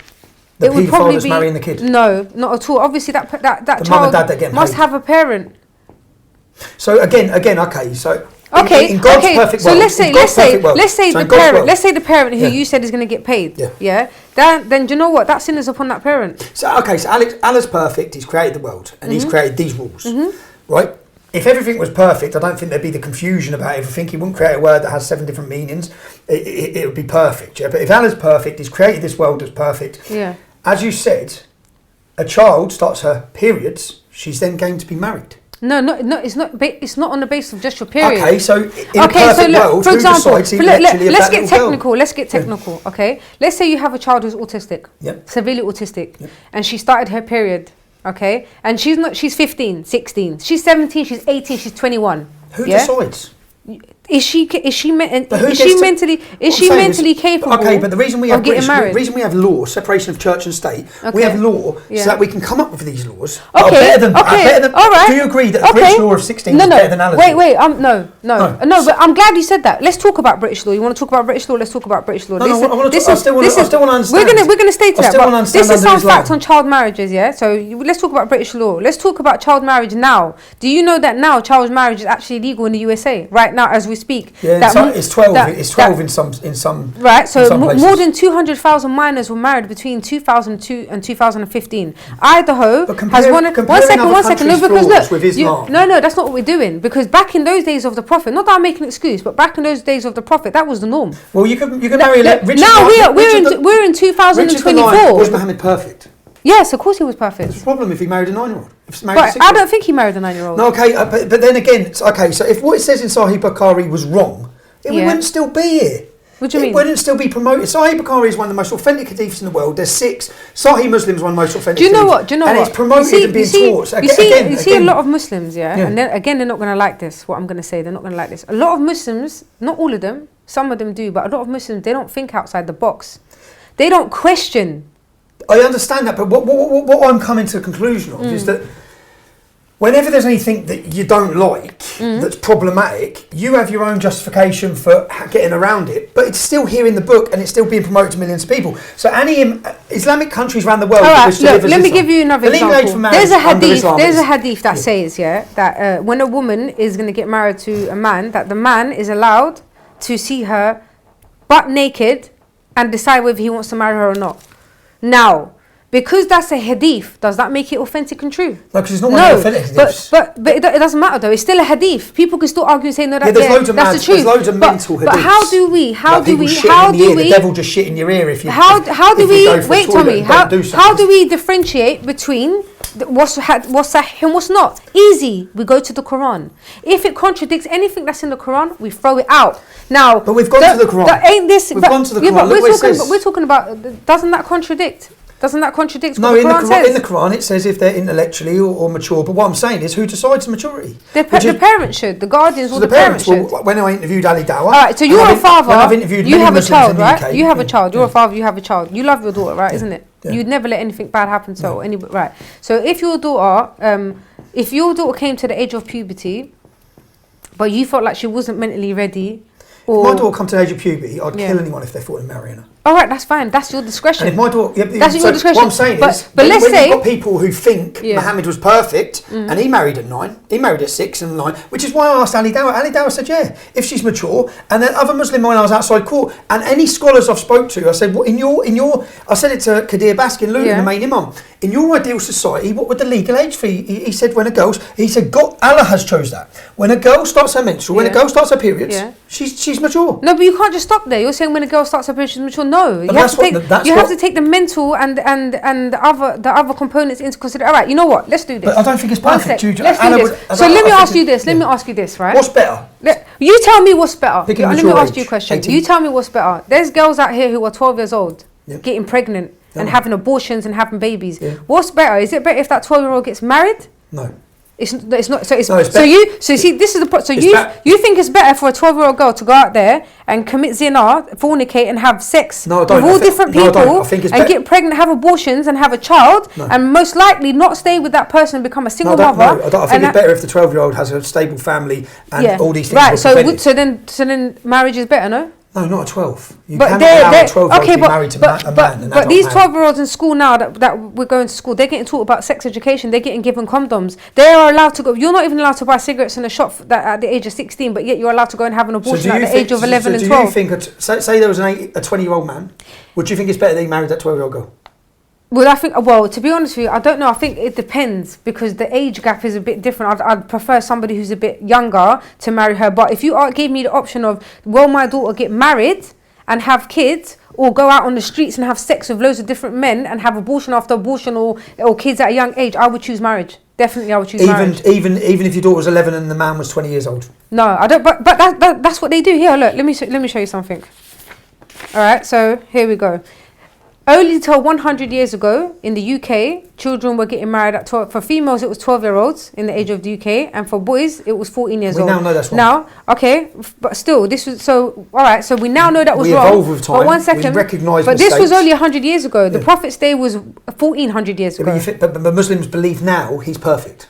Yeah, I believe he's perfect. But hang on, one sec. Richard Lionheart Henry the young king, age 17, married to Margaret of France, age 13. Richard Lionheart. William Adelane, age 15, son and heir of Henry I of England, married to Matilda of Anglo, age 13. The difference is that we don't grow up believing that Henry, whatever his name was perfect. We accept, well, that's a bit strange. Okay. We'll develop as a society. We'll look at children. We'll understand they develop, that their minds aren't developed. And then we'll bring in laws. Okay, fine. We elect. Okay, fine. We change. I think in this day and age, with everything that's going on, all this LGBT stuff, all the music, all the Cardi B's, all of these things that are going on. It's sick. It's sick. And the women now, young girls now are becoming sexually mature very early to the time they're supposed to be. They're knowing about sex. They're going out. They're having boyfriends. They're having sex, taking drugs, drinking alcohol. So I would prefer my child to get married. Not to an adult. If not to an adult, but to someone who's similar of an age. Yeah. Would you not prefer your child when you just to be talk a about the child? Prophet, hang on. Let's also make it clear. The Prophet is not just anybody. Peace be upon him. He's not just anybody. And Aisha radiallahu to you he is. To everyone else, he's just a woman. To billions of people on earth, and these people are all different people. Some of them are reverts, some of them are doctors, some of them are scientists, some of them have a high. Look at Andrew Tate, for example. His IQ is so high. Why does he respect the Prophet? I've never heard him talk about the Prophet. But he's a Muslim. He doesn't need to talk about the Prophet. But for him to be a Muslim, that means he follows the way of the Prophet. This guy has got a high IQ. He's very educated. But how many? Why are all of these billions of people? Are all of these billions of people brainwashed? Are they not? Have you ever read the life of the Prophet? Yeah, Do you I know? have. Well, look, we can't compare Muhammad, peace be upon him, to any other person. And we can't compare Aisha radiallahu. She was a very intelligent woman, very, very smart. She was very educated in medicine. No, she didn't. She loved the Prophet. She loved the Prophet greatly. Look, the thing is, all these conversations, it's great to have the conversation. Yeah. I do enjoy it, and I think people will like listen to it. But this all comes down to your view, yeah? The problem we have is that there's thousands, tens of thousands, recently hundreds of thousands, marching or calling out other views which are extremely extreme and extremely problematic for the future of Great Britain. Yeah, but I've already said that's a problem. And I am with you on that. I'm with you on that. And I think we need to get up and do something about it. I don't want to gamble with the future of this country based on this book that someone might think means something else. Okay. I also wanted to ask you a question about Sophia. Yeah. Because I know that you've mentioned it a few times, and I wanted to ask you, because obviously I know you're a journalist, you're a very intelligent man, and you do your research. So when you are talking about Sophia and you're making the claims and you're saying, oh yeah, the Prophet grabbed her and he killed her dad and he killed her brother and he took her and he raped her, have you ever done research? And I want you to be genuine with me. Yeah, the biography. Have you ever done research? I would have bought the book with me. Yeah, so the biography, again, it's the biography of Muhammad by Ibn Ishaq. Yeah. Okay. So the Jews surrender, 600 of them, okay. Which includes her husband. Yep. Yeah. In fact, before he surrenders, because the Prophet wanted his gold, because Kanana was very wealthy, so he sets fire to his stomach, tortures him, gets his money. Yeah. Then he kills them all. Okay, he either orders them. Okay, I don't know what research you've done, but the what actually happened was they did a treaty. The Prophet ﷺ had a treaty with them, and they were all supposed to be living in peace. Her father broke that treaty, and they went to war. Now, when you're in war, chopping off a head, that's just standard, especially back in those days. Things were barbaric those days. Things were barbaric in England, because I've done criminology. I studied criminology with policing and forensic science. Just 100 years ago, the punishments were barbaric. They used to get people and they used to tie them up from their hands and their leg on horses and make the horses run out and they take from their limbs. That's barbaric. So if you want to compare that to 1400 years ago, that's pretty much normal. Yeah, but the difference we're not comparing it, but when people think he's perfect, are we still cutting off heads now? Muslims are all over the world. No, we're not cutting off heads now. Muslims did on October 7th. But we can't compare. They're still doing it now. Look what the government are doing now. Look what's happening in Palestine. Yeah. Little innocent kids are being bombed. They're being. Is that not barbaric? What's worse? What's worse? The Prophet chopping off a traitor, his head, or what they're doing to the little kids in Palestine? But the Prophet. No, let's be real. This is 2024. How do you know he didn't surrender? He never surrendered. In your version, he didn't surrender. It was the Prophet who got them all together. In the biography of Muhammad. Yeah, well, that's wrong. That's not the right story. That's not the right story. It's the most recognised biography of Muhammad. Well, they didn't surrender. Again, there's a problem because that's the most recognised worldwide biography. All right. Anyway, look, that's neither here nor there. He broke the treaty. He was an enemy. This is war. This is what happens in war. Okay, this was 1400 years ago. One sec. No, we're going to get to Jesus. Oh, we're going to get to Jesus next. Don't worry about that. We're going to get to Jesus next. How many people did Jesus behead? Right. We're going to get to Jesus, and Jesus is still going to come, and he's still going to do, and Jesus is going to do worse than what Muhammad alayhi salam did, but we're going to get to that. So now you're saying to me that was barbaric, but that was back then, and there was a good enough reason for it, because it was basically, it's like treason. So torturing him, taking his gold, that's the acts of a prophet. He wanted to kill the Prophet. Yeah. So torturing him, taking his gold. So it's either you or me. And who's the one who broke the treaty? They'd all surrendered. Who's the one who broke the treaty? They all stood there with their heads down. It was. Yeah, of course they did, because they were outpowered. But before they were outpowered, they wanted to kill the Prophet. But anyway, that's neither here nor there. The second thing is, you said that he took Sophia and he forced her to marry him and he raped her basically the same night. Now the true story is, Sophia. She loved him, did she? Yeah, she did. She did actually love him. She fell in love with him. So one second.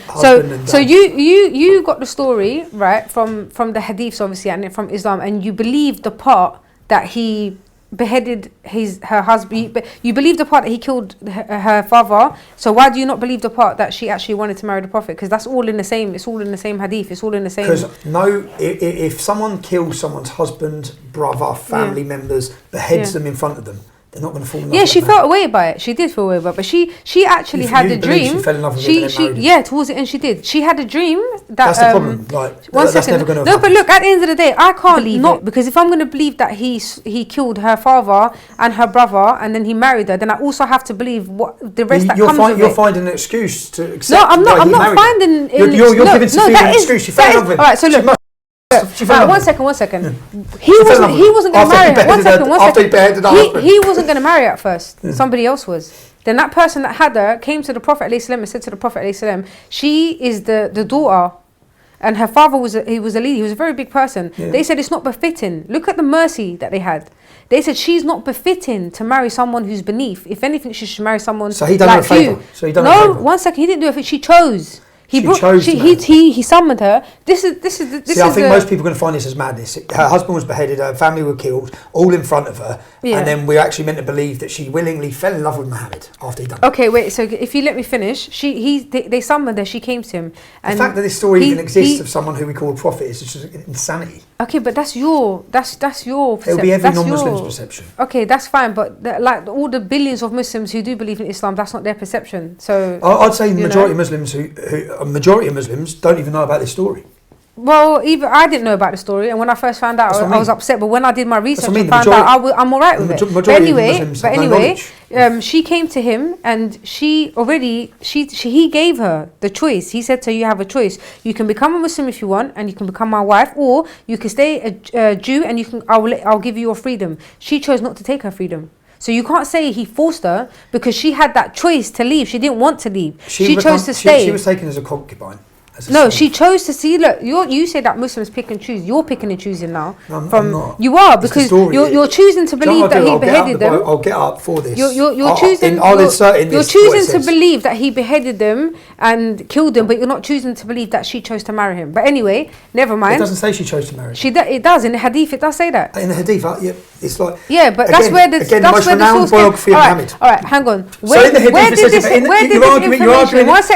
you're arguing the case of the hadith, but then you're saying you don't believe the hadith when it says. So then we can say he didn't chop his head off. Then that's a lie as well. But it's in the biography of Muhammad by the most recognised biographer of his life.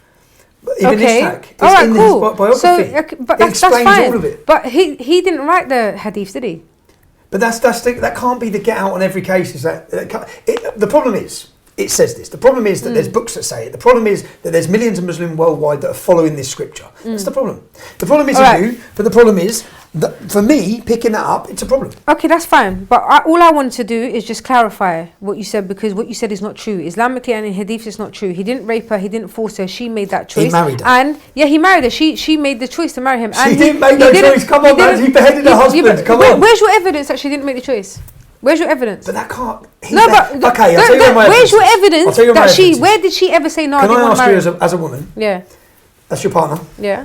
If someone come in now and beheaded him in front of you, would you ever fall in love with that man? Did you know that her partner was abusive and used to beat her? But would you ever fall? So was Muhammad. But would you ever fall in love with that man? Muhammad's never. Could you ever? No, tell me you're a woman. Could you ever fall in love with a man that beheaded him? Could you? Well, you know what? If her father was not a good man and she knows that is the prophet, she knew that her father knew he was the prophet. If I know that this guy is the prophet, he's the true messenger of God. So some dude comes in here and says, I'm a messenger of God, behead your partner. He comes in and says that. No, but it doesn't just work like that. It doesn't just go like that. She was there living in the time. She knew that this was the prophet. And me personally, whether you're my dad, you're my brother, look, you ask me, I'm going to answer personally. If I knew that was the prophet, the real prophet of God, and he came from God, I'm going to pick him. You need to leave her, bro. No, it's the truth. I think you will agree with me. Run! No, if I was abusive, yeah, she would be happy for something. Yeah, but who says he was abusive? He wasn't. She told the Prophet ﷺ. He asked her, "What's that bruise in your eye?" The Prophet said. And she said to him, "I had a dream that the moon landed on my lap."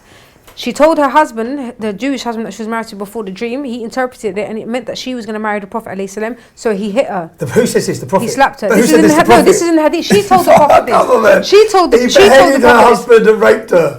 Okay, cool, but so you're not going to budge on this, but that's Islamic. That's the Islamic perspective, and that's the Islamic truth. perspective is not guaranteed, unfortunately. The Islamic perspective is not from you; it's from Ibn Ishaq. So you said about Christians. You wanted to talk about Christianity. I didn't want to talk about Christianity. Let's talk about Christianity. I didn't want to talk about Christianity. I just asked. Do you know? Yeah, because you make it out like the Prophet, peace be upon him, was barbaric and Islam, but so is Christianity, so was Jesus though, and I'm going to prove that to you now. Well, he's going to be a murderer. You're going to see. He's So gonna be. yeah, so Christian. was. No, he will be. He will be. Listen. So this is from the Bible. This is from the scriptures. Yeah, it's not from me. I never said this. Old Testament. But Old Testament. and New. I'm gonna quote you exactly where from. So Christianity has been called the bloodiest religion in all history, including Islam. The Old Testament Has contains. been called by who?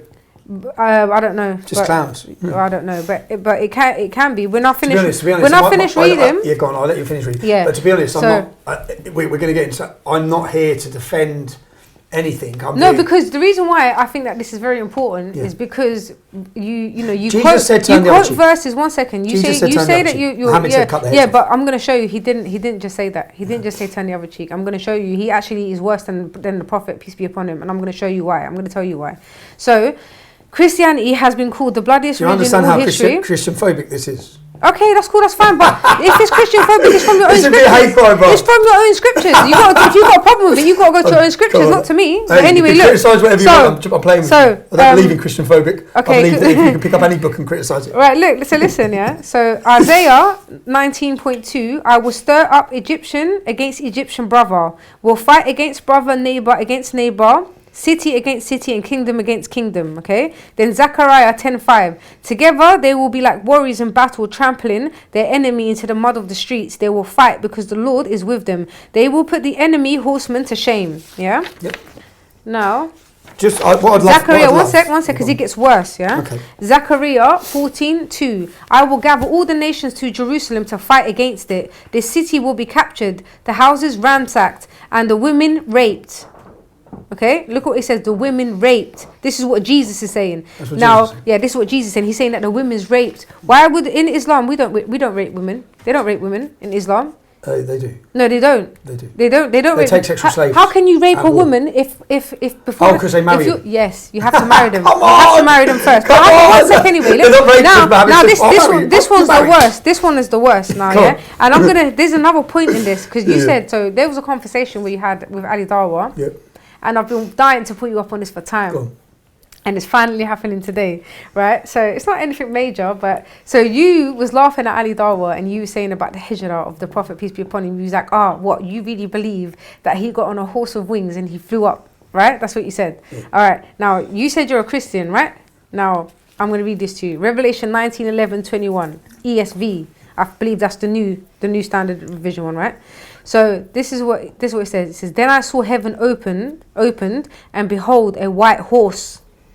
So the heaven open, that means it's the clouds in the sky and a white horse. That white horse must be flying, right? I don't believe there was a white horse flying. Well, then in the you're sky. not a Christian then. Okay, so You're not a that's Christian. You don't believe in the Bible. No, then. what I said is the Christian way of life is a good way to live by. Even if you don't believe in it, it's a good All right, foundation cool. for society. But all right, fine. But Christians do. Christians Thou shalt believe not that. murder. Christians believe that though. I go anyway. Let's go. But again, Behold the white the horse. point I made to Muhammad was, I don't believe Muhammad flew up to heaven on a winged unicorn. Okay, either. that's fine. Do you? Yeah, Do you? I believe it. Yeah, I do believe it. You see, at that But we're point, gonna it's get just to that. insane. We're gonna It's get to mad. that. We're gonna get to that. Yeah. Okay. Well, here you go. Was it pink? Christians believe that Jesus is gonna come on a white horse. The white horse is flying. So why can't I believe that Muhammad? You can believe it. I'm not saying you can't. All right. I'm not Okay. saying Let you me can't. ask you a question Yeah. then. Do you believe that God exists? I believe there's a higher power. Right. Do you believe that higher power created all of us?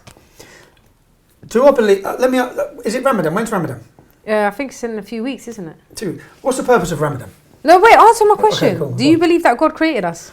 I believe that. The earth, the animals, everything that's I in it. believe that. Yeah, a higher power created where we are. Okay, so this higher power that created us and created all of us, he Do you know what? he created horses, right? The only reason why I've been drawn to believing in Christianity and drawn more to believe in God is because I can see the Satanism. I can see the believers of Okay, Satan. I'm with you on that one. I can Yeah, see how if Satan dark exists, then there must be a I light can believe that how exists. evil. I see the Yeah. evil. I see it. I see Hollywood. I see all their evil logos, all their signs, and I see that there's something there that they have a power structure that they're believing in. Yeah, so that there is must be a satanic. light. Right, so that's So how there you must come be an to the opposite to conclusion it. that There there must must be be an a opposite to God. it. So if there is a God, he's the creator, right? He created Yeah, go on. everything. He created you, me, Okay. the birds, the sun, the sea, the clouds, the animals. Are you then trying to say that he's restricted and he can't create a horse with wings that fly? A good argument. Yeah, good argument. Yeah. All right, thanks. Yeah, it's I've good been waiting for ages for that one. No, but let me ask you. I haven't finished because you're saying that Jesus turn the other cheek. Watch what Jesus is going to say now. Yeah. So it's going to make me love Jesus now. And in righteousness he judges and makes war. He makes war. You see all you Christians. His eyes. Follow Jesus, man. Yeah, tell them. Yeah, tell them Jesus on swamp. What are we talking about? Anyway, stop saying Christianity's weak. Jesus on it. It's go war, bro. Listen, yeah. His eyes are like a flame of fire. And on his head are many diadems, and he has a name written that no one knows but himself. He is clothed in a robe dripped in blood, and the name by which he is called is the word of God. And the armies of heaven, arrayed in the fine linen, white and pure, were following him on white horses. So it's not only him that was on a white flying horse, it was his people as well, yeah? From his mouth comes a sharp sword with which to strike down the nations. Now listen to this. And he will rule them with a rod of iron. Jesus will rule them with a rod of iron. He will tread and winepress of the fury of the wrath of God and the Almighty. Then in I can't wait for Jesus to come back. Something, I don't know the name of it. It goes, so the reason why I put this down, a time to love and a time to hate, a time for war and a time for love, because this also applies to the prophet. He can't always be peaceful, right? Now, watch this one. This is the killer of them all, right? Number one. Do you know what? I wish I was versed on this. Where does this come from? Because I'll be honest. This comes from the Bible. So this is 1 Samuel 15:3. Okay, the ESV, English Standard Revised Version. So this is kind of the new one, yeah? Now look what Jesus says. Look at what he says. And you tell me that he's not worse than Muhammad, peace be upon him. He said, now go and strike Amalek and devote to destruction all that they have. Do not spare them. But watch this bit now. But kill both man and women, child and infant, ox and sheep, camel and donkey. What did the donkeys do? No, donkeys are shit. What did the donkeys do? And babies, and women and child. I can't comment. At least in Islam, there's rules to war. You're not allowed to even cut a tree. You're not allowed to touch an elderly person. You're not allowed to attack someone who's not actually attacking you. Kafar, non-Muslim. No, even if they're not kafar.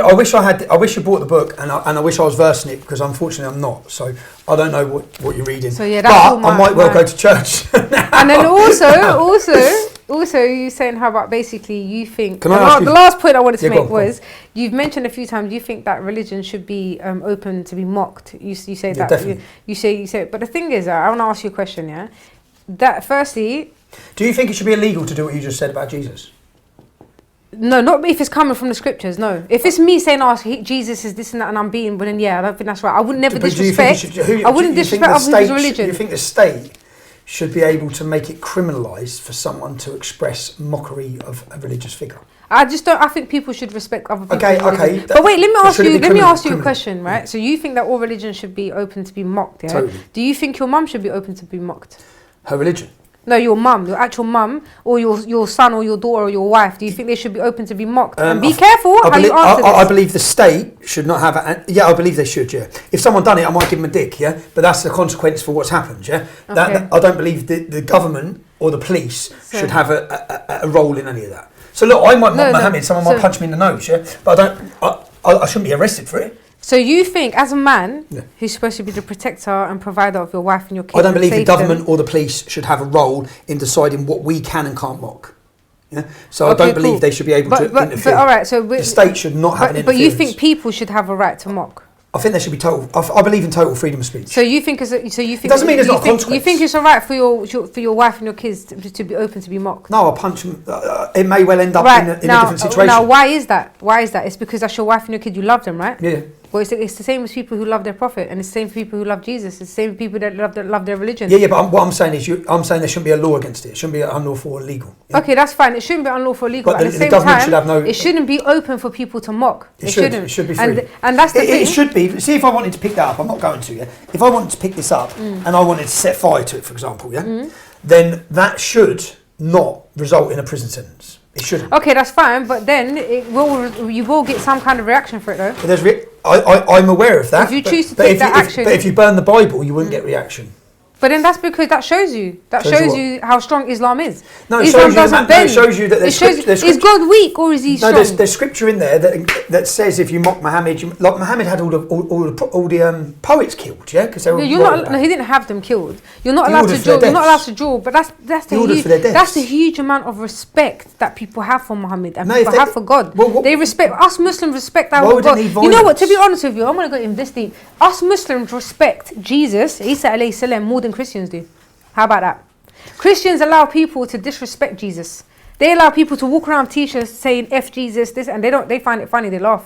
Try walking around with a t-shirt saying that about the Prophet. Yeah, but I just think that shows that the inherently violent followers of a certain No, religion. I don't think so. I think it shows how dedicated and how much we love our Prophet and But respect our I Prophet. don't see some people. I hear people celebrate that. I don't think that should be. Why would Jesus need? If Jesus was the messenger, if Muhammad was the messenger and the prophet of God, yeah, if he was, why does he need to be protected so much from ridicule or even conversation? Because he's What- loved. If somebody walks Why around, is it- why if is it somebody punishable walks by around with a death to t-shirt leave? of your mum on it Why or is it your punishable by wife death? saying, I don't know, something that would you like that? No, we're not. I get it. But why Right. was it punishable to leave? Because you know. Oh yeah, sorry, that was the last thing, Go on. innit? So this is where I'm going to get the most slack now, right? Yep. So apostasy, this is going to go crazy. All the Muslims are going to turn on me, but I don't really care, to be honest. I've just, Allah knows best, but this is from So my they'll say findings, you're not right? Muslim. That's up to them. They might say, oh, you're not. The hadith says this and hadith says that. But like I said before, I'm going to listen to what Allah says, and I'll put what Allah says, the Quran, over the hadith, as Sahih Bukhari told me to. So people speak about apostasy in Islam, where if a believer becomes a non-believer, he is killed. All right. Yes, many Muslims indeed do say this. Many scholars, and it is written in the hadith Sahih Bukhari. However, I do not see this to be true. Allah knows best, and if I'm wrong, may Allah forgive me. And there are also many other Muslims who do not see this to be true, but God knows best. I'll explain why. So you see, Sahih Bukhari himself states that if you find any one single hadith of mine that contradicts the Quran, then throw it against the wall. These are his own words, not mine. So if the Muslims have got a problem with that, they need to go and take it up with Sahih Bukhari or with the hadiths. Firstly, Islam is not spread by the sword. That's the first thing. Secondly, if God willed, everyone would be Muslim. So if he wanted everyone to be Muslim, they would be Muslim. Otherwise, what's the point? Allah tells Muhammad in the Quran, had your Lord wanted everyone to be Muslim, he would have made them Muslim. Would you, Muhammad, force the people to be Muslim? Allah also states to Muhammad, peace be upon him, we have not sent you to the people as a watcher. You tell them and they do as they do. Okay? Yeah. Then there is no direct orders in the Quran to kill apostates. Nowhere in the Quran does it say kill an apostate. Surah Al-Baqarah 2:256 says, there is no compulsion in religion. The truth is distinct from misguidance. That's what he says. Surah Nisa 4:137. Verily, those who believed and then disbelieved and increased and then believed and then disbelieved and then increased in disbelief, never will Allah forgive them, nor will He guide them to the right way. Now, He never said nothing about kill them, slaughter them, behead them, murder them. If he wanted to, if that was he wanted to, he would have said that. He didn't say that. One more. Surah Al-Kahf 18:29. There's multiple verses in here that contradict that. Alright, we're going to get to that. Yeah. So Surah Al-Kahf 18:29. Say the truth is from your Lord. So whoever wills, let him believe, and whoever wills, let him disbelieve. That's Yeah, it. that's what it says here as Right. well. And the truth is from your Lord, that whoever wills, let him believe, and whoever wills, let him disbelieve. Right. So what does that mean? Well, carry on reading. Go on. We have prepared for the polytheists Yeah. and the wrongdoers Yeah. a fire whose walls will be surrounding them. Yeah. Disbelievers in the oneness of Allah. Yeah. And if they ask for help, relief or water, they will be granted water like boiling oil. Yeah. That will be schooled. So again, you carry on reading it, it just totally contradicts the No, it verse. doesn't. It doesn't contradict. Did he say They're- kill them? it will be scalded in their faces. Did You he never say kill scold- them? no, Did he he say said kill scald their them? faces. Yeah, in the hereafter. Terrible is the drink In and the the evil hereafter. Muftag dwelling and resting. Yeah, that's fine. That's in the hereafter. That's not here. He doesn't say kill them. There is. You will not find anywhere in the Quran that he directly orders the killing of But again, apostates. okay. Well, we'll look now. But the hadiths, which you said Yeah. are authentic, I didn't say they're authentic. you accepted Sahih Bukhari are supposed to be authentic. Okay, but, so in Sahih but, Bukhari, but, but I also apostates said, must be but I killed. also said, if it contradicts the Quran, then it's not. But it doesn't contradict the Quran, because if the Quran doesn't say it, it doesn't contradict it. But it does contradict it because he's saying you should kill them. Where in the Quran does it say that? In the Quran it's saying. If I'd have known, I'll be totally honest. Listen. Look, I wish I'd have known. Look, just this here, just this one here, right? This one here. I obviously haven't. Look.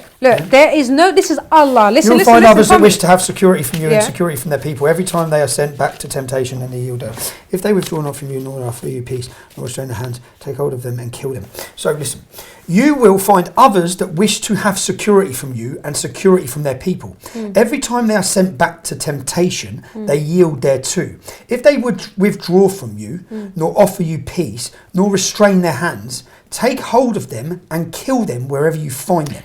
Again, in their case, we have provided you with a clean... That's nothing to do with apostasy. So we've provided that's nothing to do with that's apostasy. What this verse is about. That's nothing to do... No, it's not. That's not. We have provided you with a clear warrant against them. I could go through... in fact... I should have done it if I knew. That's nothing to do with apostasy, Tommy. Now what's that to do? That's to do with something. Maybe I don't know what that's to do. That's not. Does it say apostasy? Does it say that someone doesn't believe? You will find others. Yeah. That's what it's talking about. It's talking about belief. No, where does it say that it's talking about belief? Where does it say that? In the translations. Where? Again. Read it to me. You See, look, you're no, because I haven't prepared. I haven't prepared. Right, so if you're not prepared, say you're not prepared. Say you're not prepared. That's nothing. Look, listen. Listen to what the verse says. Listen to there are 100 verses like this. Listen. Kill them. Surah Al-Baqarah. Kill them. There is no compulsion in relation. In which religion, is superseded. In religion, right here it says here, verily, those who disbelieved and then disbelieved and increased in belief, never will Allah forgive them, nor will He guide them. But He doesn't say any. Then it says here. What are you reading? 2256. Here, listen to this one. Surah Al-Kahf. This one here just slaughters them all. Okay. So this one is Surah Al-Kahf, 1829. Say the truth is from your Lord. So whoever wills, let him believe, and whoever wills, let him disbelieve.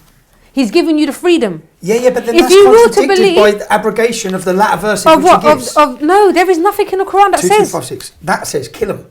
That's nothing to do with apostasy. The words actually are kill them. Yeah, that's in the times of the war. That's in the times of the Prophet. It's nothing to do with apostasy. If they don't put their hand. Trust me, you're not going to find anything in the Quran that says kill apostasy.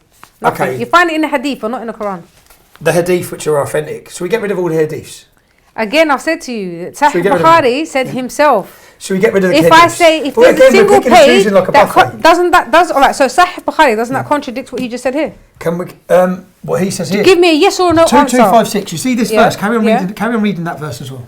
I can't carry on because it's not here, but it says here, what I mean is there is no compulsion in religion. You need to carry on reading the verse to get the context. Okay, cool, let's get here. Say the truth is from your Lord, so whoever wills, let him believe, and whoever wills, let him disbelieve. Again, the importance of abrogation. Okay, wait, if this is what it is, right? Is that me and you can one sec. Just give me a yes or a no answer, Tommy, right? If this is how it is and it says what it is, does that not contradict Sahih Bukhari? Sahih Bukhari. Yeah, when he says. So let's get rid of Sahih Bukhari. Let's say Sahih Bukhari is no longer authentic. No, we can't say that because some of the stuff he says is authentic. So some of the stuff. If he didn't say, if you find something of mine that contradicts, then maybe we could have. But at least he said it. At least he said it, which means he knows there's a possibility he could have made mistakes. The problem is that people. Obviously, you've got your interpretation. There's interpretation. But people are getting killed and murdered in the name of this. Give me my notes, people are getting killed and murdered. I want to see what's coming next. But people are getting murdered in the name of this. Listen, they're going to get on to me for this, you know. Do you realise what I've just done here?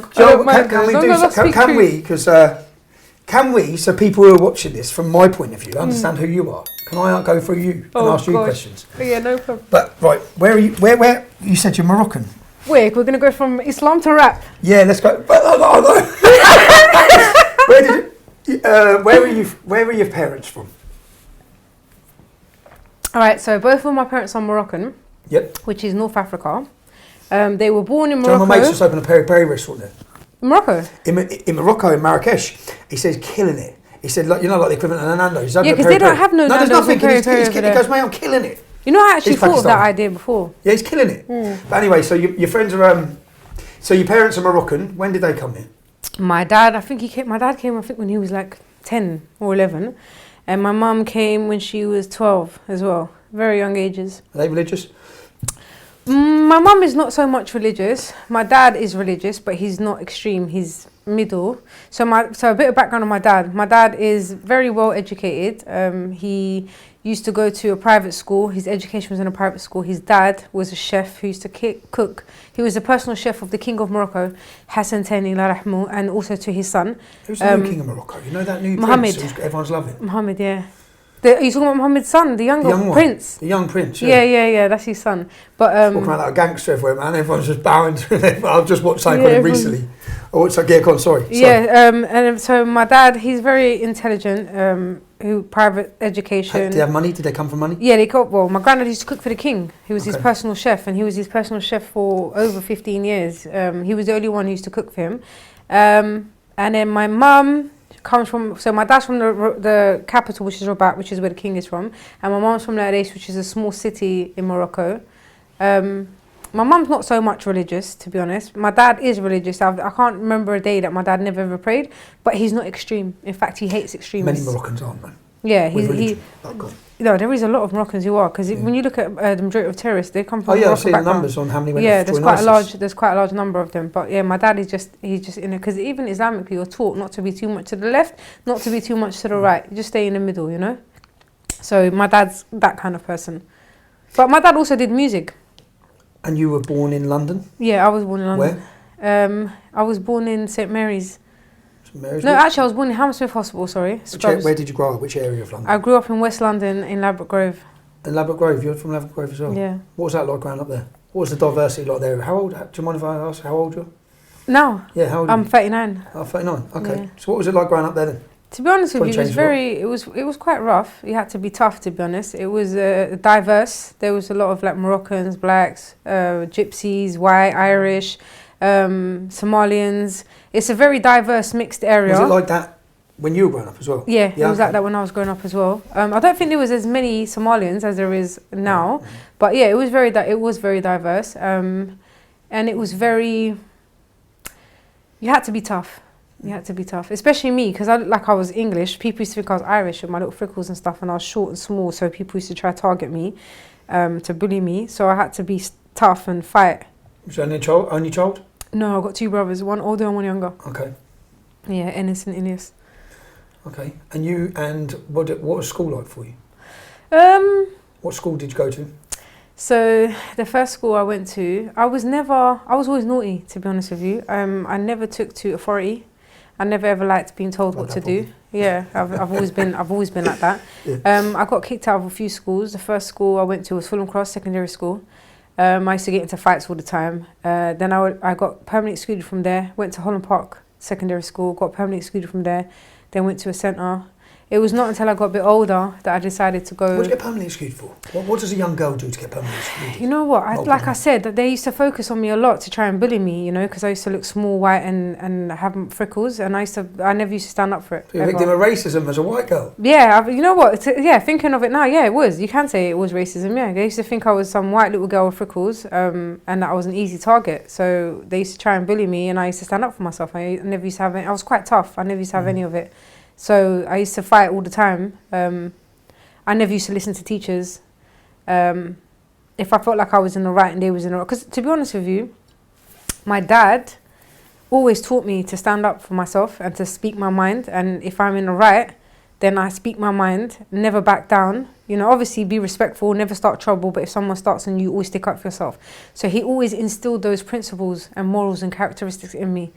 And then I came from a huge family, so we was all pretty kind of tough. So I always felt like I was very confident in myself. I think that's more from my dad, because I'm kind of a daddy's girl, and my dad's a very strong man, and he's always taught me to be a strong, independent woman.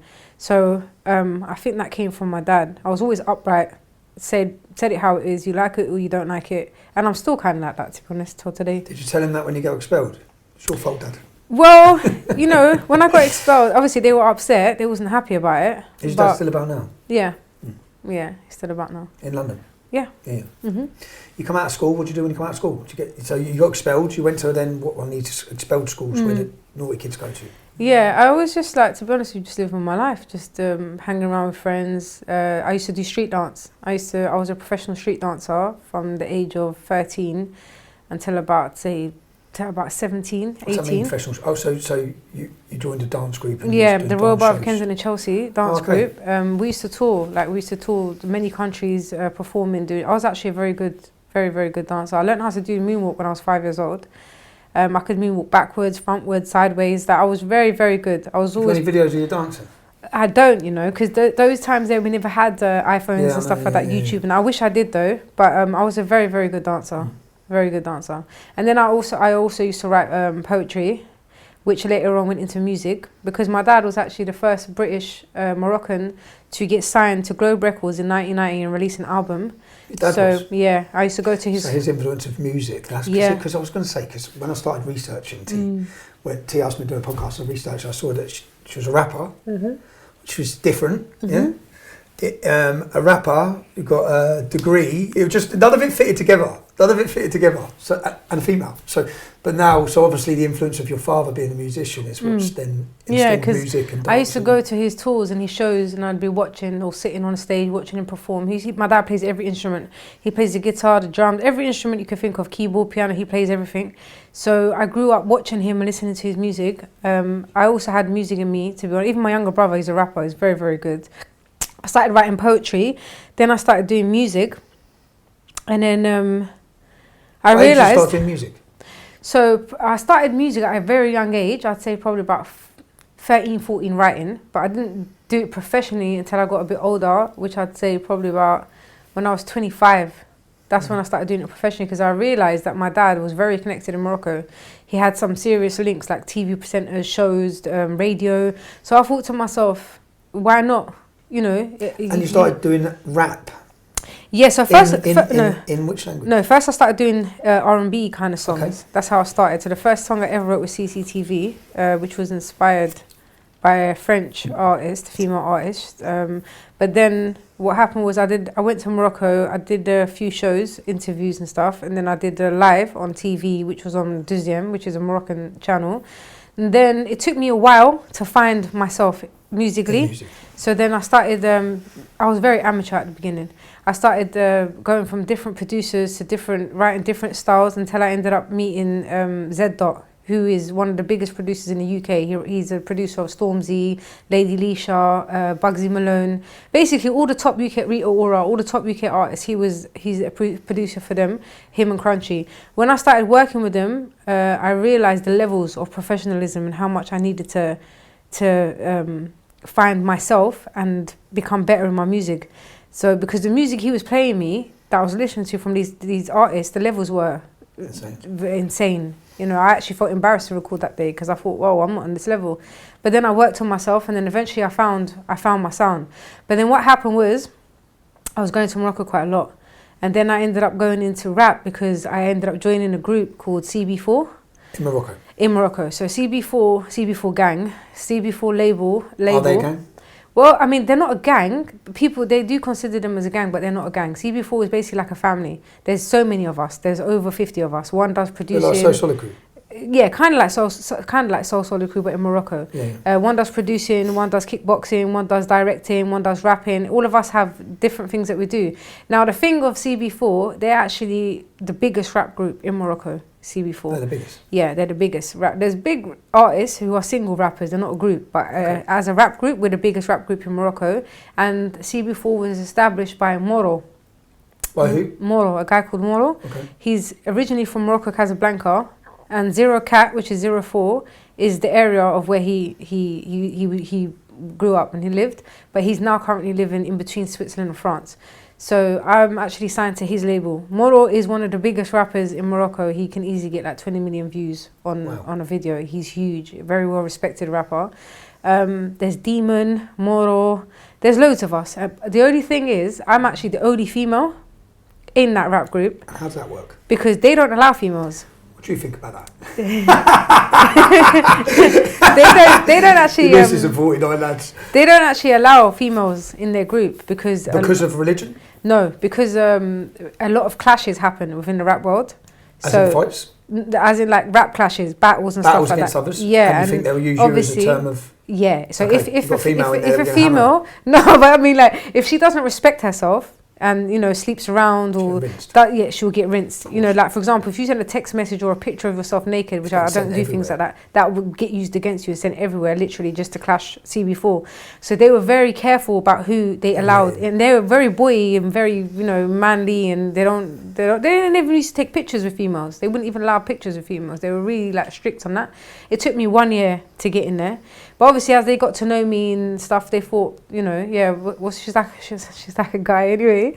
You know, the raps is my rap is very it's not your typical average female rap. I rap like a guy would rap. It's strong. My rap is very like, you'd think, if you didn't know it was a female voice, you'd think it was a guy rapping. The kind of stuff I come out with. You see, like, what do you rap about? The Taliban. When you Taliban, yeah. Yeah, so that's basically... As in my research, come up with a song called Taliban. Yeah. So basically that song is a clash. What happened was there became a clash between the Algerian rappers and the Moroccan rappers. So I obviously was involved in that. And that turned into more than the clash? That did it. No, because they're in Algeria and we're in Morocco. Okay, so nothing, well, like, things were said, like, come meet me on the borders and things like that. But nothing physically happened. But that was a diss track, which I called Taliban. But I went in hard. I went in hard on that one. Because in I say a punchline in one of them where I say, Antil Fal Taliban, which means I'm gonna, all right, so how do I say, I don't want to say I'm gonna shoot, but basically let off shots. Oh, so it's not Taliban as a we think. Yeah, Taliban. it's like let off shots like the Taliban, basically. Oh, okay. Kind of thing. Okay. So that's why I called it Taliban. Okay. Yeah, so... did you call it Taliban to provoke reaction? No, did it provoke reaction? No, it didn't provoke any reaction at all. No, okay. No, not at all. The Moroccan audience absolutely loved it because it was the first time they've ever seen a Moroccan female rapper involved in a clash like that. Because that's not normal in Morocco. They don't see females doing that, you know? So it was out of the norm. So if you look at the comments, there's like about 600 comments. People are just like, wow, they don't see this stuff. They're like, oh my God, this is what we need in Morocco. This female, she's rapping, she's going harder than the male rappers. Like, it was something new to them. Yeah. So when was this? This was a few years ago. I'd say, I think about 3 years ago. Okay. Yeah, about 3 years ago. So this is all recent? Your rap's all recent? Yeah, it's all recent. It is all recent. But I'm trying to come out of the music now. I'm just wrapping up an album that's going to be coming out really soon. I think there's about 22, 23 tracks on there, which is mixed. I also rap in Derija Arabic. So it's not Arabic Fusha like the Quranic Arabic. It's more like street Arabic. Okay. So I rap in Arabic, English. I also mix a bit of French and sometimes a bit of Spanish. You mix from the two? Yeah. Yeah. Yeah, I mix from the two because I try to reach like a wider audience. And so that's all recent. So when did the degree happen? So from a girl who gets expelled from two schools. So basically what happened was, okay, so I don't want to go too into it because I don't want to incriminate myself, but I was heavy in the streets. I was very heavy in the streets. In London? Yeah, in London. With who? Just like within my area and just... when you say that, so without incriminating yourself, you're talking about street level criminality? Street level criminality. Okay. Yeah, I never took no shit off anyone. Was you heavy in the streets because you was in a relationship with someone who was heavy in the streets? No, I was heavy in the streets because of who I was. I didn't need anybody. Go on. Obviously, I have connections. That basically, I'm very liked. I'm very liked. I'm very well respected. And that's why I use red. I do have. Obviously, you can't really say shit. Man. I do have serious people that I know that are around me that if stuff ever did need to happen, it would happen. But alhamdulillah, thank God, I don't need that. But I've always been how I am myself. I've never needed anyone. Have you had people tell you shouldn't be rapping as a female Muslim? Yeah, of course. As a female Muslim? Yeah, of course, definitely. I get that all the time. From Muslims? From. Do they say it's haram? So I get it from. Moroccans in Morocco, they'll make comments like, oh, you should be in the kitchen cooking, you shouldn't be out here rapping and stuff like that. I get that. But again, it's a new movement. They still need to get used to it, you know. I do get that. I do get a lot of Muslims as well saying to me, oh, you know, sister, what you do is haram and this and that. Which obviously I get it, what they're saying is correct, but at the same time I'm fully aware of what I'm doing and what I'm not doing, and I'm trying to come out of it because my plan is to get into my religion and a bit more into my deen. But I think, you know, everyone... Does rap fit in with your deen? No. No, not at all. Because the stuff I rap about it's not condoned in Islam or in any religion, to be honest with you. I rap about gang stuff. I'll be straight. But the thing is, look, I think with female rap you have two options. Would you say then, as we've gone through some verses, that you're picking and choosing what out of Islam to live your life by? No, I wouldn't say I'm picking and choosing. I would say that I know that I'm doing things I shouldn't be doing. And I hope, you know, I mean, I'm nothing compared to the Prophet alayhi salam. Okay, so I'm not even comparing myself to him. But the Prophet became a prophet at the age of 40. So, you know, people say that at the age of 40, you know where you're going. You either go on to your deen or you stay in the dunya. So I've always made a promise to myself, and hopefully, inshallah, I'll stick to that if God lets me live long enough to the age of 40, hopefully I'll be finished with all of this stuff and I'll get onto my deen. Because from a young age, I've always wanted to be a scholar. I've always wanted to get into my religion. But I just ended up in the music. It just happened. I just ended up in it, and my plan is to come out of it at some point. I'm just planning on wrapping up my album and then getting out of it. Because to be honest with you, it's a demonic industry. It is a demonic industry. Like, I mean, alhamdulillah, I don't drink, I don't smoke, I don't do any of that anymore. Have you drunk and smoked before? Yeah, I have. Of course I have. It comes hand in hand with that. With the culture. With that life, of course. That you know, you're in studio sessions, you're sitting with top rappers. Look, a lot of people say that they're rappers and they do music, but they're not. All right, you do music, but it's at an amateur level. I do music at a professional level. Like the group that I'm in, they're all A celebrities. They get millions of views. I've got 1 million something views on my channel. I sit with proper celebrities. So I'm in studios recording with top professionals. We do that work. It consists of performing in nightclubs late at night, where it's demonic. It's a demonic industry. You know, where me personally, myself, I don't. But I know a lot of female rappers who have had to sleep with certain producers or directors to get to positions that they get to. If they want to feature, or if they want to shoot a video, or if they want to beat for free. Because in Morocco, there's poverty. People can't afford to pay £400-500 for a beat. You know, or somebody, she wants to be famous so bad that she will do anything to do a feature with this certain individual rapper. Alhamdulillah, I've never had to do that. I've always kept myself clean. Yeah, so I'm grateful for that. But it is a demonic industry. It is. There's nothing good comes out of it. And even though you become successful, you get millions of views, if you're not consistent with it, like look at Michael Jackson. He was the greatest of all time, but he's dead now. No one's talking about him. No one's watching him. Yeah, he's still the greatest, but it's something that's consistent. You have to keep. You get tired of that eventually. How long are you going to be in the club late at night performing? How long are you going to be working free mixing with this one and that one, drinking alcohol? Because people drink alcohol, take drugs to help them be more creative, you know? So for me, I think it's a demonic industry, personally. I mean, when you look at all of the top rappers, like they're all part of the Illuminati. They're all demonic. Their music's demonic. The way they dress is demonic. They dress like Satan himself, you know? Oh, so it's very demonic. Yeah, and if you want to reach a certain level of fame, you will have to sell your soul at some point, which I'm definitely not willing to do. When did the... Incriminate yourself, come on. What happened with the degree? What happened? So basically, I'm not going to incriminate myself. So no, basically, I'm only joking. An incident happened. Oh, okay. So you've studied the degree to get out of something? No. An incident happened where I did something that when I look at it now, I regret it. I shouldn't have done that. I don't think that what that person did was sufficient enough for me to do what I did as a form of retaliation, but I'm not going to go into it. And I do regret it, and I shouldn't have done it. Did you get done for it? No, I didn't get done for it because the person was too scared to press charges against me. Thank God. But at the same time, I shouldn't have done what I did. But my dad sat me down and he said to me, look, you know, you've got two choices. You either fix up your life and you go choose to work or study, or you carry on doing what you're doing, you're going to either end up dead or in prison.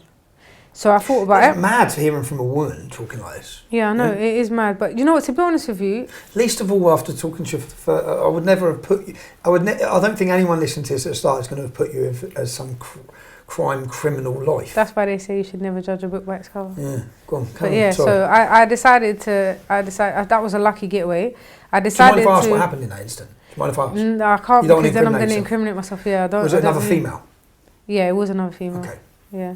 I mean, I've had altercations with men and that as well. With this female, have you repaired? No. Ever spoke to them? No, I'd love to. I would like to, but I don't know where they are. To be honest, I don't know. Because you regret what went on, or because you? I just feel like what I did didn't need. Like, I was young. I had an ego. How young was you? I wasn't used to being disrespected. How old was I? I think I was like 16. Oh, okay. Yeah, I was really young. Okay. I had an ego. I wasn't used to being disrespected. She disrespected me. 16. It's like that demonic way of thinking. You know, that ego. Who does she think she's going to talk to me like that? That's not going to happen. I've got to prove my point. So I ended up going to where she was. And where was that from? things happened, and it also then your dad happened in found front out of a about it, camera. I actually did it in front of a camera. That's how sick I was back in. I did it in front of a camera. But anyway, I ended up. Thank God, nothing happened. Nothing came of it. Then I sat down and I thought to myself, and I thought, you know what? For real, I need to change my life. I can't. If I stay on the streets, I'm just going to get worse and worse. So then I thought to myself, let me go to college, do an access course. So I did an access course, access to humanities and social science. I actually enjoyed it. It was a bit difficult at first because there was a language barrier. I wasn't well spoken. People would laugh at me because I was so street the way I used to speak. And it used to really hurt me, and I felt so dumb. I actually felt really dumb. I thought to myself, oh my God, I can't even speak. I can't speak properly. These people are way more smarter than me, more intelligent than me, and more educated. I don't stand a chance.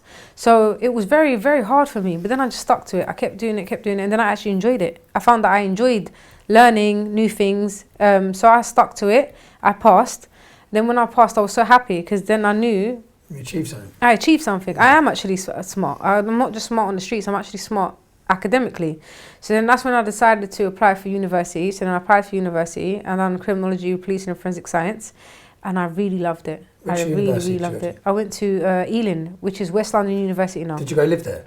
No, No, you because you I didn't commuted? live far anyway. Yeah, Yeah, okay. I commuted. It was... Did you have the normal uni life? Did you go out partying? No, I didn't. You know what? I had just got married and I was pregnant at the time Okay. with my daughter. So no, I didn't. It was hard, but I did it. I deferred a year back because I was always morning sickness and it was really hard. But then when I put my mind to something and I'm determined, I won't stop You got until I married, do you had a it. daughter, and then you went uni. No, I got married, then I went uni and I was Okay. pregnant in my first year. And your first year of uni. Yeah, Okay. so I was constantly throwing up and I was really not well, but deferred the year back, went back and continued studying, and I loved it. Like I did forensic science, they taught us about policing, criminology. I did not want to leave. I absolutely loved it. I was there every single day for my class, and then when I graduated, I was sad because I didn't want to leave. I wanted How to many stay at years uni. did you do that course for? 5 years. Okay, what did you graduate with? A 2-2. Okay. So it wasn't that great, but I That's did. still good. It's still good. I Yeah. still passed. And obviously, I was pregnant at the time. I was married. My child was autistic. Do you mind if I ask who you married? Am I? Who you married? Oh, so I was Was it a married. Muslim? Yeah, he was a Muslim. Where, yeah. where is he from? He's actually half French and half Algerian. Okay. Yeah, but he wasn't like Practicing. a proper practicing. He'd pray like on and off from time to time, but he wasn't exactly practicing himself. But yeah. Because many Muslim women in the marriage ain't going to university either. Are they? Many Muslim women who are married, Yeah. are they going to university? Well, the Really? thing is, when he came to ask for my hand in marriage to my dad said to him, look, I will let you marry her on one condition, that you Let her let do her her finish her education. education and she goes to university, and he agreed to it. So Okay. that was part of the condition. He couldn't tell me not to go. He never ever tried to stop me, to be honest, to be fair. He's very westernized. He didn't have a problem with it. So yeah, that's how I got my degree. And then he didn't follow through with a job involved in any of that? Well, So the you- problem was I actually wanted to be, I know this is going to sound crazy, but I actually wanted to be a CID officer. Okay. I wanted to work in firearms. I was going to go to Czech Republic to do a 2-week course on firearms. And then what happened was I took a nasty drop on the stairs and I damaged my back. So now I've got sciatica, 2 slip discs, bulging, wear and tear. My back's really, really What age bad. was that? That was when I was 23. Okay. 23, yeah. Just gone out of uni. There was no way I could have been a CID officer or worked, because obviously in them kind of jobs you need to be able to run, you need to be able to be active and healthy, and I was not able to. There was times when I couldn't even walk for a month. A whole month I didn't walk on my feet. So I kind of studied for 5 years. I won't say for nothing. I did get the intelligence and education, and it helped me to speak a bit better. I'm still not that articulate and that well spoken, but I'm much better compared to how I used to be. I've done a 4-year apprenticeship and then went to jail. Lost my career as well. Yeah, see? I come out like, what are we going to do now? But yeah, Yeah, so, and then I ended up just doing the music. end up getting into music. Yeah, I ended up getting into music. Now I'm doing podcasting. Yeah, I saw you with Kevin Lane. Yeah. How you finding it? You know what, to be Who was your honest first with you, podcast? my first podcast was actually Darren G. Oh, he's off his head. Yeah, Darren G. He started talking about me once. I didn't even know what he was going on about. I looked and I put it back to, I must have made a video, yeah, where I was talking about, it wasn't talking about him, Yeah. but he somehow has thought that's about him. Okay. What's going on? Just whatever madness you've got going on, keep me out of it, mate. Yeah, that was a controversial Darren podcast. G was your first one. Yeah, he was my first How one. was your first one? Because Young Spray was my first one. Oh. And I wish I could redo it. I wish I could redo Yeah, I it. wish I could redo mine. Yeah, I wish I could redo I it. didn't put it out because I don't think I Oh, did. didn't you put it out? No, Put I it don't out. think I did good in it. No, it don't matter. Put it out. I don't think I did good. No, in because it. I didn't do good, and I didn't do good, and I've done a disservice to Young Spray. Because when you watch it, see, I done that. He come to stay with me. I was out in Benidorm. He come. We had a great time there. He come to stay with me, and we done it the first day. We done it the first day, and he was obviously very wary of me. Yeah, as I am. I'm thinking you're trying to set me up. Yeah. Okay. And he's thinking you're going to try and set me up, Tommy. Yeah. Yeah. So he's not relaxed at all. We then went out, and then the real Young Spray. Like, I got to really know Young Spray over those next 3 days. Yeah. And I wish I could have done it again. Because I don't think I got enough out of Young Spray for the public to listen to him. He actually is an intelligent, really good... Yeah, he's a cool guy. I've met Young Spray. Yeah, he's a cool before. guy. He's actually a really nice guy. And I think that, I wish I could have done it again. And obviously it's my first ever podcast. So whether you like it or not, you get nervous. You've done it, you're not used to doing it. It was my first one. And I didn't want to... You see, like, I didn't really want to do this with you, yeah? I didn't want to, with Young Spray, turn it into a Muslim thing. Because I just want to hear his life. Who are you? Tell me who you are, Young Spray. Yeah. Tell me who you are. You get on rapping, you're a woman. So that's what my thing was with Young Spray, and I think that he got edgy, I was edgy. It weren't the best, man. I'd like to probably redo it at some point. Yeah, me too. I think I could have done better. But you know what? It was the first Get him one. back on again now. So 'cause Darren yeah, G's always I'm he's a thinking of character, getting isn't Darren G back on. Get him back on 'cause he's the a second character. one I did was Kevin. I think it was Okay. Kevin Lane. Kevin Lane was actually quite easy because he's got that bubbly character. He's got so many stories to tell. You don't even need to think of questions and stuff. He's just been recalled. Yeah, he's just been recalled. Do you know why he's been recalled? Let's clear some... Do you know why? Oh, no, actually, you don't want to... He might not want people to know. Yeah, he might not want people but to know. It's nothing to do with any podcast. No, it's nothing to do with any podcast, so it's not you. No. Definitely not Because I see people there. But... Or how just long to is be he gonna do? clear, it's not any criminal activities neither. No. It's bullshit. Yeah, basically. It's bullshit. Yeah. To be honest, do you know when I was due to talk at Oxford University the first time, they come and recalled me because I was on licence. They didn't want me to talk at university. They didn't want me having such a prestigious platform to hammer the police. Yeah? He was about to just do an evening with Kevin Lane, which they would say is glorifying criminality. Yeah, probably. glamorising crime. A lot of the people who are listed as people going and attending are also quite famous in underworld or criminality. Yeah, because there was I'd say Kenny Collins from the Hatton Gardens. Gardens. Yeah, so they ain't going to want it. There was Peter Fury. Yeah. He was going to go. Was Kenneth Noy meant to do it also? Kenneth Noy, but they stopped him. They said he's not allowed. They said he's not because allowed. he's glamorising the life of crime, so they stopped him from doing it. And then there was Sean Atwood. He was also going to be So the doing reality is that they pulled him to prevent his evening. That's what it's looking like. Okay, so and then I did an interesting one actually with a Mexican cartel hitman, Sicario. Yeah. But he's now a revert into Islam. Yeah. That was quite an interesting one. I was going to say I'll get him on. I thought he was... Oh, you can still get him on. I was going to say I'd love to talk to a Mexican cartel. But yeah, I got arrested in Mexico. Did you?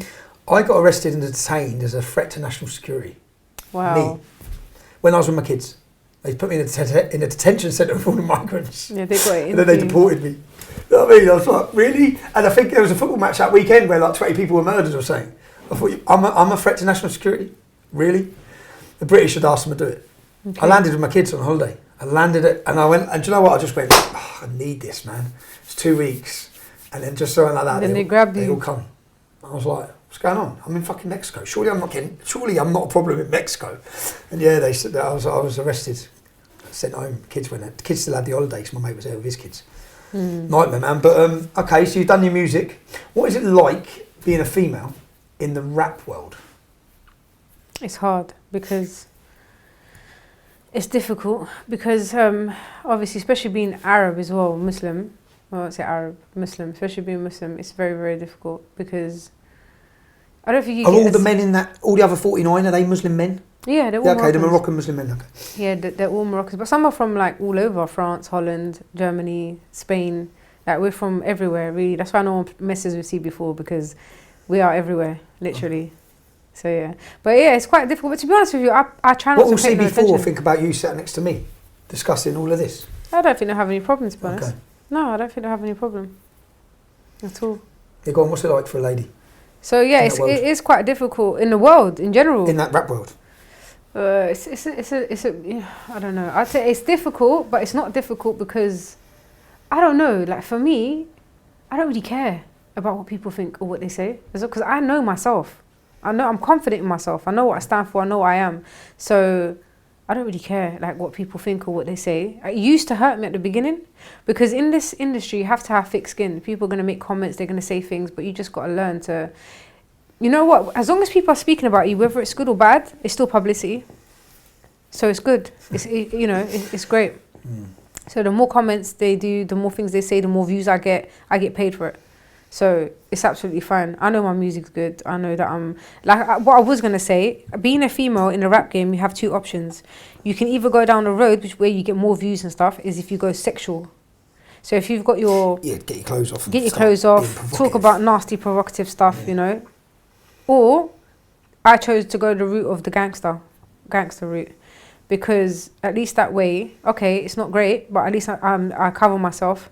I don't talk about disgusting sexual stuff, or, okay, maybe I might lead the younger generation to thinking that gang life is cool, whatever, but it's better than making them get naked and what do you think have of that? sex.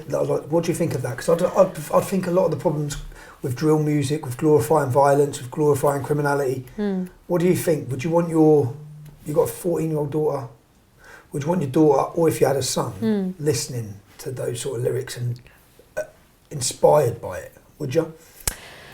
I know people say it's music, to be honest with you, I think that's all I could do because that's who I am. I can only be real to myself. So everything that I'm rapping about, I'm doing. That's who I am. Everything I say I've done, I did. When you speak about the life of a street life, because even understanding that, for someone sitting here watching this, what is it like growing up on the streets of London? Ladbroke Road's a rough area, a lot of gangs. What's the day-to-day like of that? Well, I mean... What are you seeing? What are people doing? Are you involved in drug gangs? Is there violence? Is there rivalry?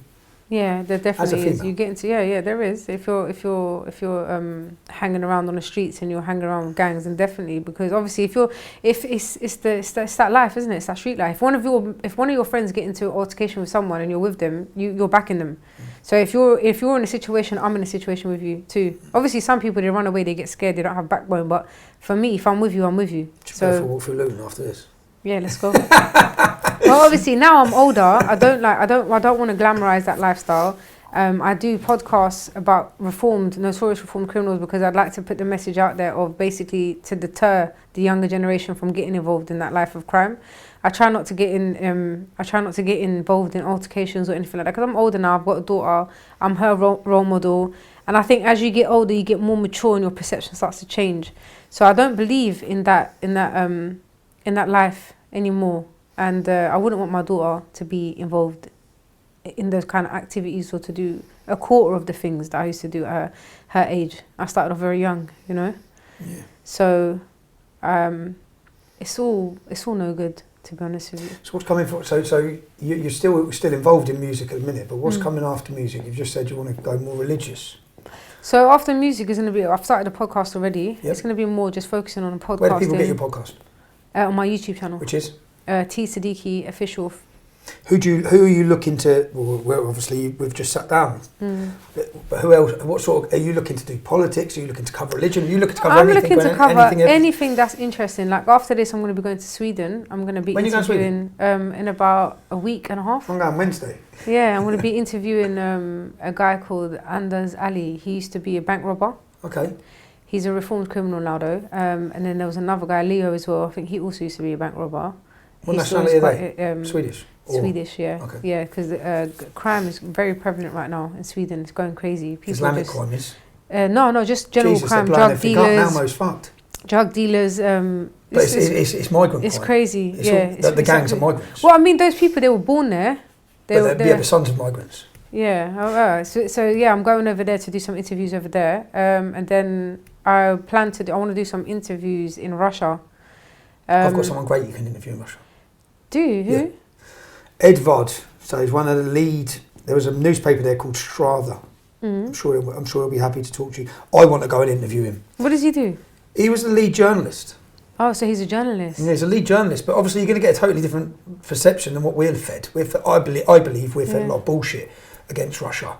They want us to hate the Russians. They want us to hate Russia. I don't believe Putin's perfect, but I believe we're at fault for Ukraine. I'm actually planning on interviewing some really big Russian mafias. Yeah, Ledge. Yeah, I've got Okay. connects. I've got connects. Some serious connects. Oh, and if Obviously, you've I'm got not 49 gonna people in mention- each country, you're going to have connects in every country and all, Yeah. through your little rap Obviously, thing. I'm not going to mention who or anything like that, but I do have a very serious connect. Have you been to Russia? No, not yet. That's great. Never been. I do want to go. I plan to go there. Mate, there's no... You know, like, in the view... compared to London, yeah? I went to Moscow, I went to St. Petersburg, and people say you're shilling for Putin. And I'm not shilling for Putin. There's no criminality there like there is in our country. We're fucked, yeah? We're fucked in most cities with the level of violence and that. It's a very safe city. It's beautiful. Yeah, I Churches are definitely do want to unbelievable. go. I definitely do want to go. Oh. I wanted to ask you. Sorry, I know Go this on. interview on me, but I wanted to That's ask you all a right. question because I'd love to watch it. I think it'd be very interesting. Yep. Would you? Because you know Andrew Tate. Obviously, Yep. he said he knows you. Yep. Right? Because I think you both grew up in Luton. Yeah, I know Tate. So I was supposed to go there at the end of November, and then I think his lawyer said no. Oh, okay. Because I know he said that he'd love to do. I'd love to talk to Tate. I'd 'cause love that's to. something I'd I'd love love to to sit watch. down and discuss everything. Not just look. Look, his conversion, as I said, it's I know, as he says, he's not a scholar on Islam, which is why I didn't know if it was wrong for me to be pulling out books and start talking to you. No, it's fine. If I You don't about know Islam. something, I'll just No, say, that's look, it, yeah. but I don't know. So I didn't want to. So yeah, with Andrew, I'd really like to. I understand. That would be so. You know, that would go viral. Yeah, and I can see how he was. I could see it coming with Islam, because he felt betrayed as well. When he was attacked and when he was deplatformed and everyone who went against him, he's got a good base with Muslim support now. So, look, I disagree with Andrew on a lot, I believe now, but I know Andrew before all this. So I know everyone that knows him. So I know people have an opinion of him. People like to slag him off. People in my circle, people question the morality of how he's made his money. I can tell people that everyone I know who's been around him from a young age only speak highly of him. Yeah, I think he's actually a great person. I think that basically he's a threat to the government. And I think even the fella, so his Amir, his trainer, Bosnian fella, everyone only has some good words to say about him. Yeah, so, I think he sort of didn't create Andrew Tate, but I guess he would have been a great figure for Andrew Tate to become the man he has as well. I think he's desperately needed in society today for. Yeah, for I think young men. I think he desperately should not have converted to Islam. I disagree with you. Of course you do. Of course you do. But I think that I think when he's now respected by so many youth, it's obviously very good for Islam. It's very good for the promotion of Islam. I obviously strongly oppose that. I think it's a terrible decision. I understand it. I think it's the best decision he made in his life. You do, yeah. Well, I hope one day you come to Islam too. It's never happening, man. You never say never, you know. Can I ask you a question now? Never say never. Is your partner Muslim? Yeah. He is, okay. That's one thing I was going in my head, trying to work out. Yeah. But is your daughter? Yeah. Is she practicing? Yeah. Well, not so much. She's on the spectrum. You see, most people are going to listen. I'd never force it upon her. I think if there's any Muslim watching this, I don't think it's the one to have with Andrew Tate, yeah. But I'd love to sit down and discuss everything with Andrew Tate, yeah. But if there's any Muslim watching this, I would have prepared everything to come and have the discussion I think the public would like to had on the verses in the Quran, on the calling for war, on the calling for jihad, on sexual slavery, on all these things about Muhammad's life. Yeah? If you want to do that, we can do that. My dad is very intelligent and well versed in the Quran. If I knew I was coming prepared for that, I'd have come prepared myself, prepared myself properly to discuss and have to discuss all of these problems and all of these books. I'd bring the books, and then we can sit and go, okay, what about this? Because I think it's an important. You need to discuss that with someone that's well versed. Yeah, that's what I mean. I sit down with any scholar. Yeah. Because I have before. And when I ask them the questions that I believe I need. So, for example, the main imam in Luton, I said, well, okay, in your ideal society, if you make this country what you want it to be, then I ask on the legal age for sex. I ask what you're going to do to the gays. It's all one thing being against LGBTQ plus mafia, alphabet mafia being pushed on children. It's another thing thinking they need to be executed. Yeah, I don't agree with that. No, well, in Islamic countries, they're executed. In the teachings of Islam, they should be thrown off rooftops, depending on what hadith we want to take. But all of these things. But I think it's important conversations to have. So more about you then, more about you, T. So you're a rapper. You've got a degree. You've been on the streets. What do you think? What do you think of the current state of Great Britain? Did you vote for Brexit? To be honest with you, I don't vote. I never have voted, and I wouldn't vote because I don't think that voting makes any difference whatsoever. I believe that whoever's sitting down in that chair, it's different people but same agenda. Yeah, they're not. Yeah. Which is what Liz Truss has just said. Even when she got to the top, she thought she'd be able to make changes, and she couldn't. It was the Bank of England. It's this. It's the corporations. Yeah, you're never in charge. It's the 1% elite who are in charge. You never get to see who they are, know who they are. They say what goes, and what they say goes, and everybody is just puppets, pretending to care. What do you think about the current state of Britain? The state of Britain now? Yeah. I think it's the worst it's ever been. To be honest with you, I think it's the worst it's ever been. It's flooded by migrants, immigrants. There's hardly any jobs left. Knife crime is going through the roof. The benefits, they're clamping down, tightening down. There's not as much opportunities out there. I think that the youth, I feel most sorry for the youth. I feel like they don't have any like youth clubs anymore as much as we used to. But back in my days, we used to have loads of things to do. Goulburn Youth Club, activities, outings, more stuff to do. Now the kids have hardly anything to do. They're just out on the streets, So I think the main concern now is probably knife crime and gang affiliation, and guns. There's 5 stabbings a week in Luton. Guns. Just Luton, 5 every week. Like back in my days, there used to be, you could name maybe like on one hand 5 people who used to have guns. They were known as gunmen, and they were very revered and feared. Now everyone has guns. Every little kid. Yeah, 11-year-old has a gun. Do you think Seddiki Khan's doing a good job in London? No, I don't think any of them are. I think the whole anybody who's a MP, politician, to me they're all zero. To be honest with you, they're not doing anything. Look, let's be honest. If the government really cared about its people, we would know. We would know. I think people are starting to wake up now, and they're starting to realise that our government is corrupt. It's corrupt. Yeah. Well, I think I agree totally. Like if you cared and you was a government, why don't you promote healthy food? Yeah, and gyms. And gyms. Why do you promote McDonald's and Burger King? Literally. And antidepressants. Yeah, there you go. Yeah. I was on that myself. They put for my back pain. They actually put me on Lyrica, pregabalin, and did not give me any warning about it or tell me anything about the medication. What, to come off of it as well, was it? I'm off it now. Thank God I came off it. It was hard to come off it, but I was determined and I came off it. But I was like an addict to it for a while. And they don't warn you. They just give out these tablets. And I started getting like some weird pain in my head, like a shocking electric pain going through my head, like to my eye. So obviously something's going on with the neuro side of things. I don't know, but that's a very dangerous tablet. And they just give it out. I think it's the number 1 now, that medicine that's been given out to people, and they don't warn you about it at all. They just give, instead of holistic medicine, they want to they're the biggest. The pharmaceuticals are the biggest drugs dealers in the world. To be honest. They don't. You can heal yourself holistically. You don't need drugs and medication. I don't believe in any prescription medication. Like look at Dr. Sebi, for example. So to my kid, never take it. Have you ever heard of Dr. Sebi? No. So basically, he used to cure cancer, AIDS. What they do, kill him. They killed him off. Yeah, of course. They killed him off. Yeah, I don't believe in any prescription. I'll just say I believe exercise is a key. It certainly has been for me. Diet, food, organic food. Yeah, eating properly and exercising. Yeah, but they don't promote that.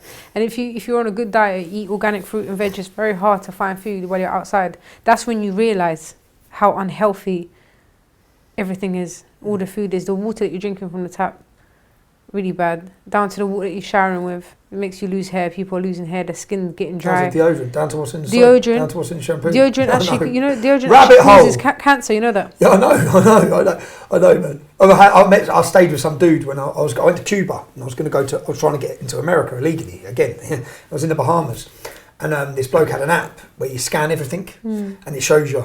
So on his app, so you should scan every food. No, it's got this in it, it's got that in it, that's going to kill you, that's giving you this, that's giving you... In the end, I was like, I just want to eat. Yeah. All right, I don't mind, I'll take the risk. Yeah. Give me a McDonald's. That's why it's good to grow your own fruit and veg. I know, which they don't want you to do. Yeah, they don't want you to do. What do you... would you end immigration at the current state? Being a Londoner, son of immigrants? Right now, yeah, I would. Not because of anything else, but just because there's not enough resources. There's not enough housing. There's not enough jobs. There's not enough... How can you help somebody when you can't even help yourself? Yeah. That's the only reason why. Other than that, if there was resources, there was housing, then yeah, by all means, help. If you can help. But the way things are now, no. I've enjoyed your interview. I've enjoyed this. And I think that the issue is that complex, yeah? Because I can't say like if I was you. If I was you, and I believe what you believe about Islam, and then I see the chaos being caused by jihadists. I understand it's difficult because that's something you believe in, and that's what they're saying in your interpretation. They're doing it falsely. So I understand many Muslims who are stuck in positions watching what's going on. I don't know. It's a very complex issue. As I said, my belief is that many of the Muslims that are following the scripture to the word is when we have a problem. That's what I believe. I know we disagree. I think when you have the Muslims who interpret the words. But I've enjoyed it. So if you're watching this, I know we're both just going to share this. Yeah? I'm going to share this as my podcast. You can share it as yours. Okay. If you've watched it, like it, share it. I think these discussions are important. I appreciate the people who support my work because it gives me the opportunity to sit and have these discussions. Never thought I'd be sitting next to a Muslim rapper female discussing gang life, street life, and picking up the Quran. So yeah, it's been good actually. It's actually been good. I think I have a different perception of you now. You're actually a really nice person. I do believe though that you still may need to get a bit more educated on Islam, but I don't think that you're a racist. I do understand where you're coming from, and it was a pleasure meeting you. That's good. I hope you don't get. I hope. Well, obviously everyone gets a backlash anyway, so who cares? You said you don't give a shit, so you're used to it. I think as long as I'm talking truth and I took my truth and truth, then because there'll be people who are going to sit and say you shouldn't have sat down with him without a scholar. That's what they're going to say. That's ridiculous. No, yeah. I think the discussions are important, so I've enjoyed it. As I said, I think if every Muslim took certain ways, then we wouldn't have the problem, but we have got the problem, so it needs talking about. But yeah, thanks for tuning in. Latest edition to Silence. And T, what do you call your podcast? What do you call it? Well, I was calling it the Crimology Podcast, but I think I might change it and put Tigress, because I'm also known as La Tigress. So I might put T as in T and then Gress.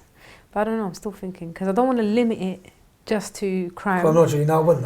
Yeah, I want to keep it open so I can talk to. One more question I wanted to ask. Did you have the vaccine? I'm going to ask everyone this now. No, good. No. See, now I respect anyone. Don't get the vaccine. In fact, I might start my podcast off. Did you have the vaccine? Yes. See you later. There's no point in me talking to you because you're stuck. You're fucked. Rest in peace. Yeah, no, I didn't, and I wouldn't advise anybody to. I'm probably getting into trouble for that as well. But yeah. No, good. Yeah. Yeah, good. I wouldn't know. Okay, thank you for tuning in. Thank you for watching, and subscribe on our Rumble channel. Cheers. Carry on watching for more interesting guests. I'll talk to anyone. I'll debate anyone. I'll hear anyone's story. If you want to help me along that way, it's not free. I need your support. If you can support my family, that gives me my peace of mind. It means I can continue to do the work I do.